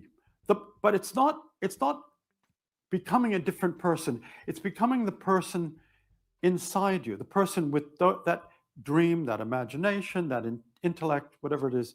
It's that. And most people, the people I knew who joined the Peace Corps, were transformed by it. They thought, I'd never thought of going to Turkey or Nepal or Nigeria or India or Africa. I'd never, suddenly they go and they realize, I found something. And you discover, I'm sure, Nelson, when you had thought of going to Uganda, that you were a different person. When you left Uganda, you had a direction. Am I wrong? No. So there's that. The other thing that I mentioned is that it takes, in the way that, not a lot of people read books. Do you know that? That reading has never been a very popular or immersive activity. That it's very small, always in life, since the first novel was probably what, Don Quixote, 1604, but or then in Elizabethan times, there's Thomas Nash. Yeah, and reading still isn't popular. So we are an exclusive club, folks. 17th century. Since then, not many people read. I can't think of any experience more blissful than sitting down with a book that I love, especially lying in bed at night, going back to that book and reading the book. I love doing it. It's not everyone's thing. Why? It's a lot of work. There's a risk. There's an effort of will to just pick up a book. Here's a book. Okay, here we have 430 pages. You pick it up, you feel a little tired. You're like, am I up to this? Well, you start reading and you think, not too bad. And then you put it away and then you go back to it. And then you get to know and if it's a novel, you get to know the people in it. In David Copperfield, it's David, his mother, Murdstone, the other people. In Moby Dick, it's Captain Ahab, it's Ishmael. And you get to know them and you think, well, what's going to happen next? Is he going to die? Is he going to succeed? Is he brave? Are they going to find the white whale? Whatever it is. And you become compelled by it. You know that character from the inside out. That's one of the thrills of reading fiction. But that's an intellectual border that you're crossing too. And it's an effort of will. There's a risk involved. Am I wasting my time, you might think? Well, there are a lot of books, you might be wasting your time. And you would actually put them away. When you find one that you like, I mean, it's a great pleasure. I'm sure you agree with me. I'm talking to a university audience. I don't have to flog a dead horse in that respect. But when I was growing up, I was always, in the same way that people used to say to me, you shouldn't go there. But even when I went to Africa, I remember we were in Syracuse learning politics and learning the language. The language is called Chichewa. And so we spoke, but I remember one of the teachers there saying, no, he was a entomologist, and he was telling us about all the diseases that you could get in Africa, you know, like bilharzia, schistosomiasis, eyeworm, dengue fever, a lovely one called Putzie fly fever, which you're familiar with it? Any dogs that say where you hang your laundry out on the line, and flies come and they lay eggs on your wet laundry. Then you take it off, but you don't know this, and you put the T-shirt on. You think, this is great, and you hatch the eggs. The warmth of your body hatches the eggs, and it becomes a little maggot that burrows into your skin. And then it burrows into your skin, and you think, my goodness, I've got a rash. But you haven't got a rash. You have worms in your body. Now, I've had it, actually. But I remember the guy saying, you shouldn't go there, it's dangerous. Don't worry about Putzie fly fever. The cure for it is iron your shirt. When you iron it, you kill the eggs, and they won't hatch. Simple solution.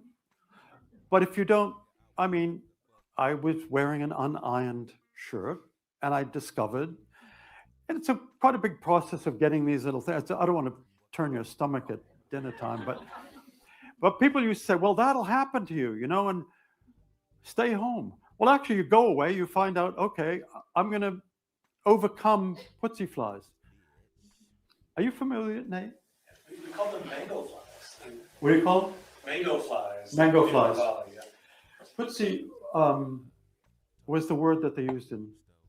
It might be a Chichewa word, Putzie fly. But, okay, so people said, don't do it.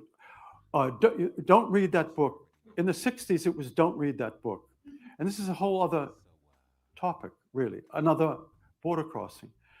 Lady Chatterley's Lover was banned. Naked Lunch was banned. Tropic of Cancer by Henry Miller was banned.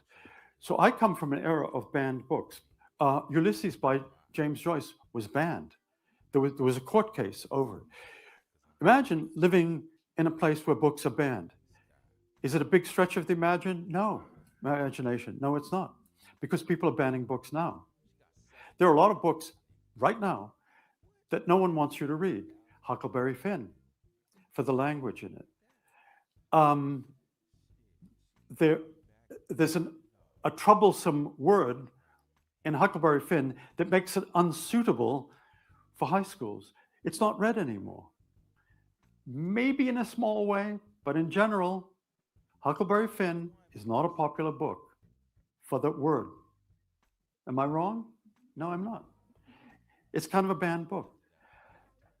Lolita had a troubled history when it first came out, people saying it's a bad book. You know the subject of Lolita, it's about a middle-aged man having an affair with a 13-year-old. It's not described in detail, but we know that they're having a relationship, and they take a trip. It's a big road trip in the book. Would that be as popular now as when it came out in 1957, I think it was? No, I can't imagine. Am I wrong about that? I can't imagine that Lolita would be. Naked Lunch. So Lady Chatterley got cleared. People might read it. But we live in an era where some books are either unpopular to the point where no one's suggesting them, right? So we've never emerged from censorship. They're still being censored. And it interests me because when I was growing up, those are the books that I wanted to read. When someone said this book is banned, Lady Chatterley, I got a copy, I read it. I had a friend in high school, his father had a copy, we read it. Lady Chatterley. It's actually a very interesting book. There's a lot of sex in it, but it's really about a man who was injured in the First World War. And it's about a woman's awakening, and it's about culture in 1918, 1919, you know, pre-Bloomsbury. It's an amazing book. If you haven't read it, have a look at it, because the sex has been somewhat exaggerated. There was another book that it wasn't banned, but it wasn't popular. It was called Miss Lonely Hearts by Nathaniel West. Is that a familiar book to you? Maybe, maybe not. Okay. Nathaniel West wrote The Day of the Locust about Hollywood. But Miss Lonely Hearts was about a book. It was a book about a man who writes a advice to the lovelorn column. It's just a guy with a cigar. He's Miss Lonely Hearts, typing out, well, try going to bed early. Try cold showers. You know, but he's typing. So he's this guy, this cigar smoking guy, is giving advice to lovelorn. It's not a long book. When it came out, it divided people. People thought this is a very strange book. But I read that and I got very fond of Nathaniel West. I was not a great reader of Ernest Hemingway. We were told Hemingway is great, but I didn't think he was that great. I thought that Hemingway was rather dull, and that he hated women, and he was hunting. Do you want to read about a guy hunting, you know, shooting elephants or shooting buffalo? No, I don't want to read that. I don't care about it. But he cared a lot about it. And so The Green Hills of Africa is not not that popular. The style of For Whom the Bell Tolls didn't grab me. But I loved Miss Lonely Hearts. I loved The Day of the Locust. And then I read Henry Miller. So there's a kind of intellectual or cultural border crossing that you make when you're going and you're choosing those books. You're going in that direction with those books. Not popular. It doesn't make you popular with the department, because the department's saying, well, you should read Hemingway, you should read William Faulkner. Well, a lot of William Faulkner is practically unreadable to me. Some of it is masterful, great. Some of it isn't. Same with Hemingway. But I thought, no, I'm going to choose my own pathway. And so that was another kind of border crossing that I made. And then I came across a book. Someone recommended it to me. It's a book by John Collier. Is anyone familiar with John Collier, who's an English, nodding head? Famous Thayer School professor. What is it? Famous Thayer School professor here, John Collier. Okay, that's a different John Collier. That's a different John Collier. That's John Collier, the professor. I'm thinking of John Collier, who was wrote the first script to The African Queen. Do you know The African Queen? He wrote the first script. And then James Agee, I think, wrote another script. It was about, you know, Katharine Hepburn and Humphrey Bogart. You've all seen the movie? You all love the movie? John Collier. So have you ever heard of John Collier? Yes, you have. Yes, you have. He wrote The African Queen. He also wrote a book about the future called Full Circle. He wrote a lot of short stories in The New Yorker. He wrote poems. And he wrote an amazing novel that begins in Africa, where a man has a chimpanzee. Nate, this is your territory, primatology. So Alfred Fatigué has a chimpanzee, and he's in the Congo. And he decides, it's the 1920s, he decides to go back to England.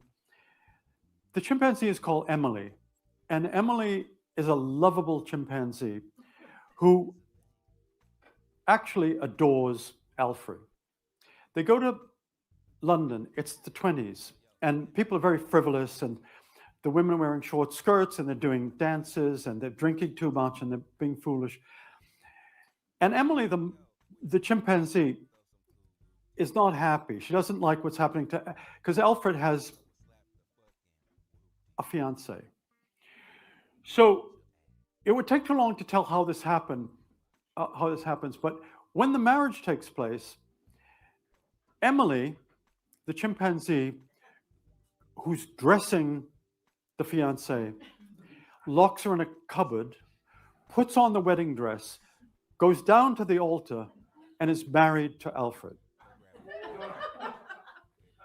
When he lifts, you may kiss the bride.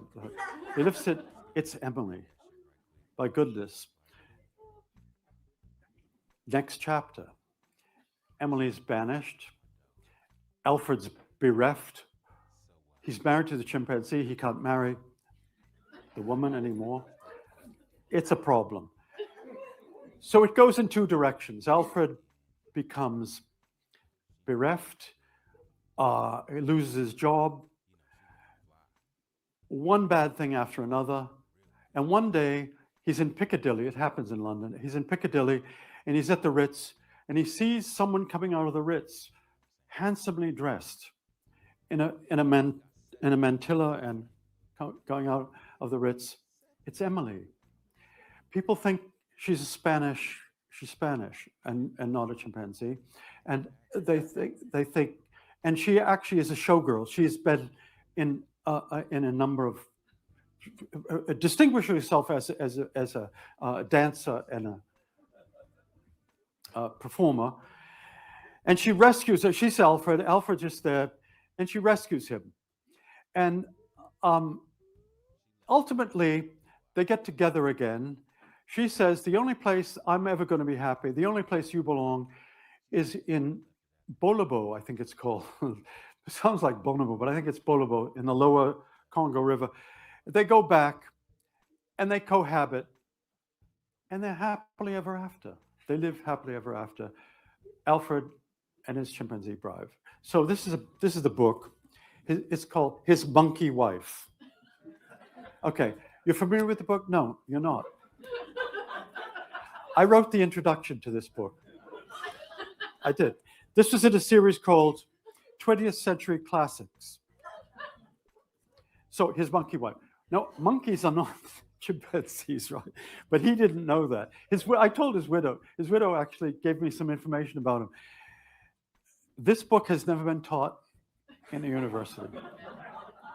This is kind of a banned book. This book is, no, we can't have that. Because in the last page, they consummate their marriage. We can't have that. It's done with exquisite taste. The consummation, exquisite taste. But these were the wayward works of fiction which constituted a border crossing for me. And when I think about it, I would take one of these to 10 Ernest Hemingways. Someone of this cast of mind, let's say, someone who has this imagination. And so I think it would be called a transgressive novel.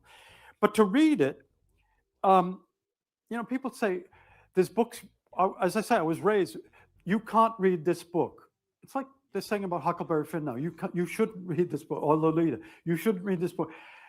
If you tell me that, I'm going to read the book. If you tell me there's a country, people said to me, don't drive in Mexico. People in Texas, don't drive in Mexico, it's dangerous, you're going to have a problem.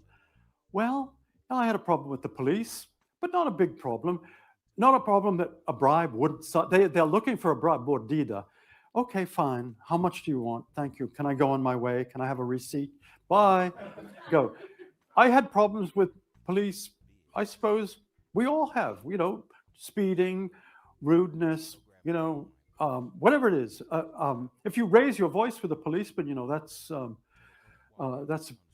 offense. You can't raise it above a certain register. That's called, there's a name for it. Disorderly? What is it? Disorderly? Disorderly conduct, maybe, yeah, disorderly. You can't do, shut up. Disorderly conduct, yeah, okay. So, we love the police, and they help us out. But I've had that problem in Mexico. But we were saying don't go. Well, when people say don't go, why are you saying? My first question is, have you been there? Don't go to Africa. Have you been there? No, but I've heard, well, I don't hear that. In Mexico, they were saying, in Texas, the border is there. And although they use immigrant labor all the time, they don't go across. So my question was, well, have you been there? No. But then you go there and you find amazing things. Just across Chihuahua is full of Mennonites. You know, Mennonites making cheese. And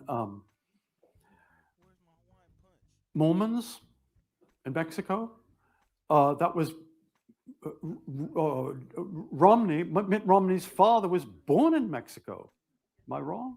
So big Mormon cult. Why are they there? So they can be polygamists. You know, you go to Mexico, you can do. Yeah, we can have polygamy here. We can't have it in Utah.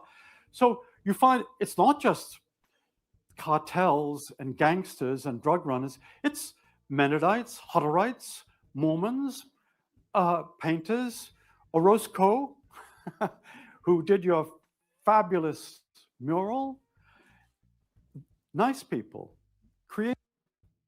Oh, by the way, I put Paul Theroux's lexicography, I think that's the right word, in the show notes. Pretty much going to wrap this up once this is over. Let's see, how much more time? We have about 16 more minutes. So after this, I will say my goodbyes and be done. So he was talking about a novel. The novel might be talking about your fantasy life, but he was talking about the novel. See, this is the whole problem with people actually not understanding how language works. He was talking about the novel that talks about bestiality. It's a different concept, dude. Come on now. I understand that you've never taken an English literature class in your life, but you got to listen carefully. See, if you listen carefully and not look for stuff you can joke about, you might actually not come off as weird in the chat. This is you. This is you if you don't take that promotion, Calvin. Creative people, composers, writers, thinkers. So I went there. That's what this book is about. I've written other books, but I'm saying it kind of opened my eyes. You're going to be talking about novels, monkey novels. Canada. What do we know about Canada? My bad. Not very much. What do Canadians know about us? A lot, actually. Canadians are like a farm team for American culture.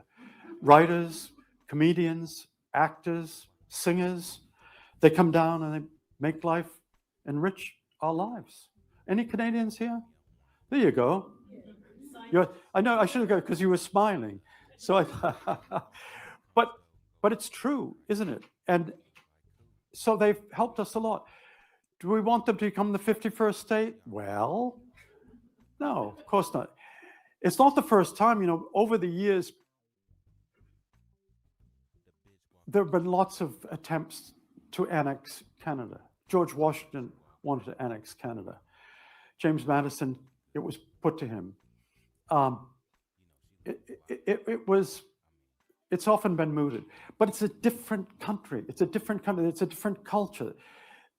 Women's rights are respected in Canada, all over Canada. Canada has healthcare for everyone, They have the CBC. They don't look for money from, you know, can you give us some money? We're taking the week, we're going to give you a tote bag. The CBC doesn't do that. They're there in French and English, all over. Many admirable things that we could learn from, actually. And my ancestors went to Canada in 1693 from France. So I have deep roots and relatives still in Canada, in Yamaska, southeast of Montreal. So I thought, when I've been going there for a number of years, that was another big border crossing. It's right near here. I'll bet there are a lot of people in New Hampshire who've never been there, or people who maybe just hop across the border, but it's an amazing place, rich, huge, with a very small population. There are only 40 million people in Canada. That's the same as the population of California. As a border crossing, you will have nothing but wonderful experiences going there. Great food, wonderful people, the literature is wonderful, and and you can make friends there too.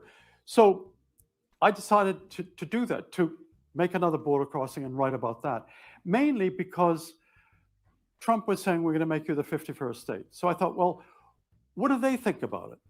And I had been traveling there before he said that. It's kind of a weird thing. We're going to make you a state. We're going to take over. And then he was abusing it and so forth.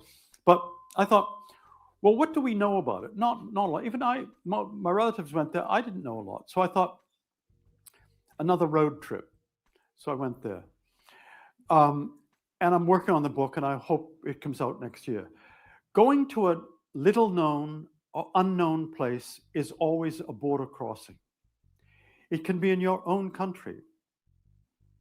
I was in Angola, and I wrote a book about Angola called The Last Train to Zona Verde. I went to Southern Africa and then went up to Angola. I've read that book. And I thought that I'm not having a great time here. I'm not finding out anything new. I've never been to Mississippi. I've never been to Alabama. I've read that I've book. never been to Arkansas. I don't know much about South Carolina. And I decided after I wrote that book, I'm going to get my car and I'm drive around the South. And it was a formative experience, transformative, I would say. I'd suddenly discovered things about America that I never knew, just by taking the ride. So I did. That book is called Deep South, and it's about the back roads of the South. And you discover amazing things. I mean, I did anyway. I mean, for example, gun show. You could go to a gun show in the South, walk in and say, that's a Luger, that's a German 9mm Luger. Yeah, look at it. How much? $300. Okay. You give them the money, put it in your pocket, and walk away. That doesn't happen in New Hampshire. It doesn't happen in many other places. But so the gun culture, very big. The history of the Civil War, the history of segregation, the persistence of poverty in places. Clinton, our president, formed the Clinton Global Initiative to help people in India. There was AIDS in Africa. Do you know what the illiteracy rate and the infant mortality rate in Arkansas is? Very high. The Clinton Global Initiative doesn't operate. Yeah. This is why I like Paul Theroux. Sure. We're gonna, the Clintons and the Bill Gates and all this stuff. I honestly swear, I think it is some weird form of conspiracy. This is what the hubris of American exceptionalism will get you. We will, and to a certain extent, but to a perverted conclusion. Yeah, you go right to Arkansas. There are plenty of people that Bill Gates could be helping. And, a lot of people in Arkansas have voted against their best interest. Yep, he's absolutely right. And many of the people on YouTube that I run into day in and day out on these shows have no goddamn clue what they're talking about. And it's because they don't look at these perspectives. They will talk about their lives in Oakland and motherfucker, nobody gives a fuck. If we're going to be pulling together as a quote black community, first place we should start is in Arkansas or somewhere like that. So many confused ideas, so many uneducated people, and we have to suffer their uneducated opinions. It is literally like an uncontrolled fire hose, some of the bullshit that you run into day in and day out on these YouTube streets? As far as I know, the farmers told me there were black farmers in the Delta said, we never see him. Where is he? He's somewhere else. So that was kind of interesting. I didn't know that. I thought he was governor for almost 12 years. But the Clean Global Initiative is, he's in Gujarat. Mr. Patel, do you need more money? Yes, sir. Yeah. Build yourself another motel. Help yourself. Do something. And so you go to rural Arkansas, the Ozarks, and I thought, I'm in another place. I'm in another country. This is another border crossing. So I wrote the book, Deep South. You also find out, you begin to understand William Faulkner and, the writers of the South too. So that was a revelation. A lot of trouble? No, I leave Cape Cod, you drive 500 miles and you get to Fredericksburg, Virginia, stay there in a motel. Then next day you go another 500 miles and you're in Alabama or South Carolina. Couple of days, you're there. You don't have to get in a plane. You drive, you get your car, you get some beer, you get some food, stay in a motel, walk around, talk to people. And I made a point of meeting people who were having a tough time. So I got hooked up with the welfare agencies and people helping them build houses and so forth. What Clinton was claiming to do, actually. So that was another physical border. So I guess what I'm saying is that there are physical borders, psychological borders, cultural borders. At their best, they involve risk or the unknown. You're going into the unknown. No one really wants to go into the unknown, but when you go into the unknown, then you've achieved something. So I think the ignorant questions of fearful people are, what will you do there? How will you survive? It's dangerous. I would say do it. My advice is don't go as a tourist. Don't go as a part-timer. Go wholeheartedly. Most of you, I can tell that you have traveled. You may not have been to Angola or I don't know, other places, but you've traveled. Is there anyone here who doesn't own a passport? Okay. Is there anyone here who has not left the United States? Okay, I rest my case. Thank you very much.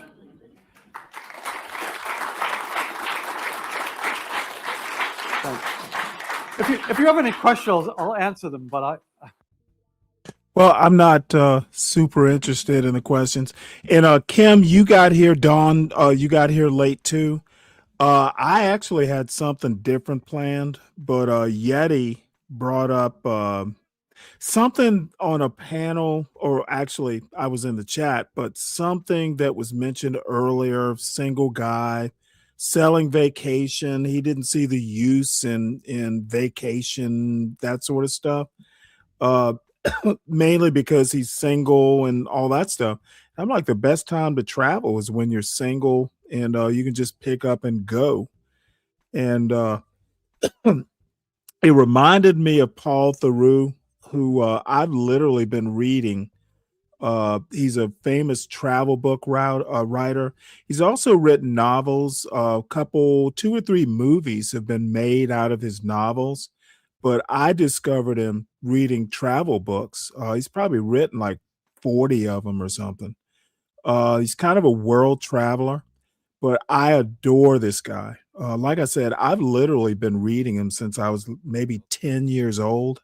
I think the first book I can recall was maybe written in 75, 76, when I was about 10 or 11 years old. So anyway, all these years I've been reading him. He's almost 90, believe it or not. But anyway, that's how I called the Audible and, wanted to watch and talk about travel a little bit. So, that point about borders. Borders don't have to be international borders. They're psychological borders. The whole point of doing things that are somewhat outside of your comfort zone, as a learning experience. That part is important. What's up, Con? How you doing? So, I hear a lot of these blackosphere type panels talking about shit they don't particularly know about, but talk shit while they're doing it. Um, this, in my opinion, stands in sharp contrast. Um, they don't read books. They just basically echo what they hear from panel to panel to panel. And then those who might bring a different perspective, they want to,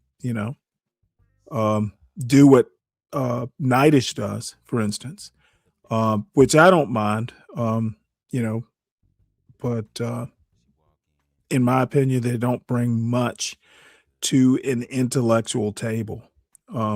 So anyway, that is Megabyte. This white man on the screen knows more about Africa than you do, and you have African heritage. So you need not talk about Americans. I would just say he knows more than most YNs like yourself. Uh, the Thomas Jefferson looking guy. Wow, Con. So anyway, I'm gonna wrap this up. Con, sorry you got here late. Dawn, sorry you got here late. Kimmy, sorry you got here late. I should be back around 2 or 2:30 Eastern time tomorrow. I took yesterday off because I just needed a break and almost didn't do a show today, but I'll get some rest tonight and read a book or something like that and bounce back tomorrow. Saturday show, I have ideas, but not exactly sure. I'm hoping to get Queen Sunkissed up here to talk about some of her beliefs, and she does like meditation videos and stuff, which I found kind of interesting actually. So, we'll see if she is available on Saturday. And other than that, we'll do some history videos Saturday, and it'll be the usual. Just kind of see where the Saturday show goes. But tomorrow, it's gonna mostly be about MAGA and more political than today. No problem. It's not like you missed much, Con. These shows, my shows just tend to be a little I show old men talking about traveling, and I tend to bore people. No, not unless I get the urge, though I see Nightish is up on, I think it's Izzy's panel. So I'm gonna watch Nightish be embarrassing and get embarrassed for a little bit, eat dinner, then probably go read a book. So yeah, that's gonna be about it. If T goes I don't think I'm going on any other panels. I'm kind of just oddly enough, just kind of mentally and spiritually tired. Sometimes going up on these panels is a little bit trying. And being the introvert that I am, I need to recharge my batteries. It's too much energy has been expended on some of these fools. So hate to whine, but it's how I feel. Again, Paul Theroux's lexicography is in the show notes. It's the very last item. So I will see everyone tomorrow, and everybody have a good night.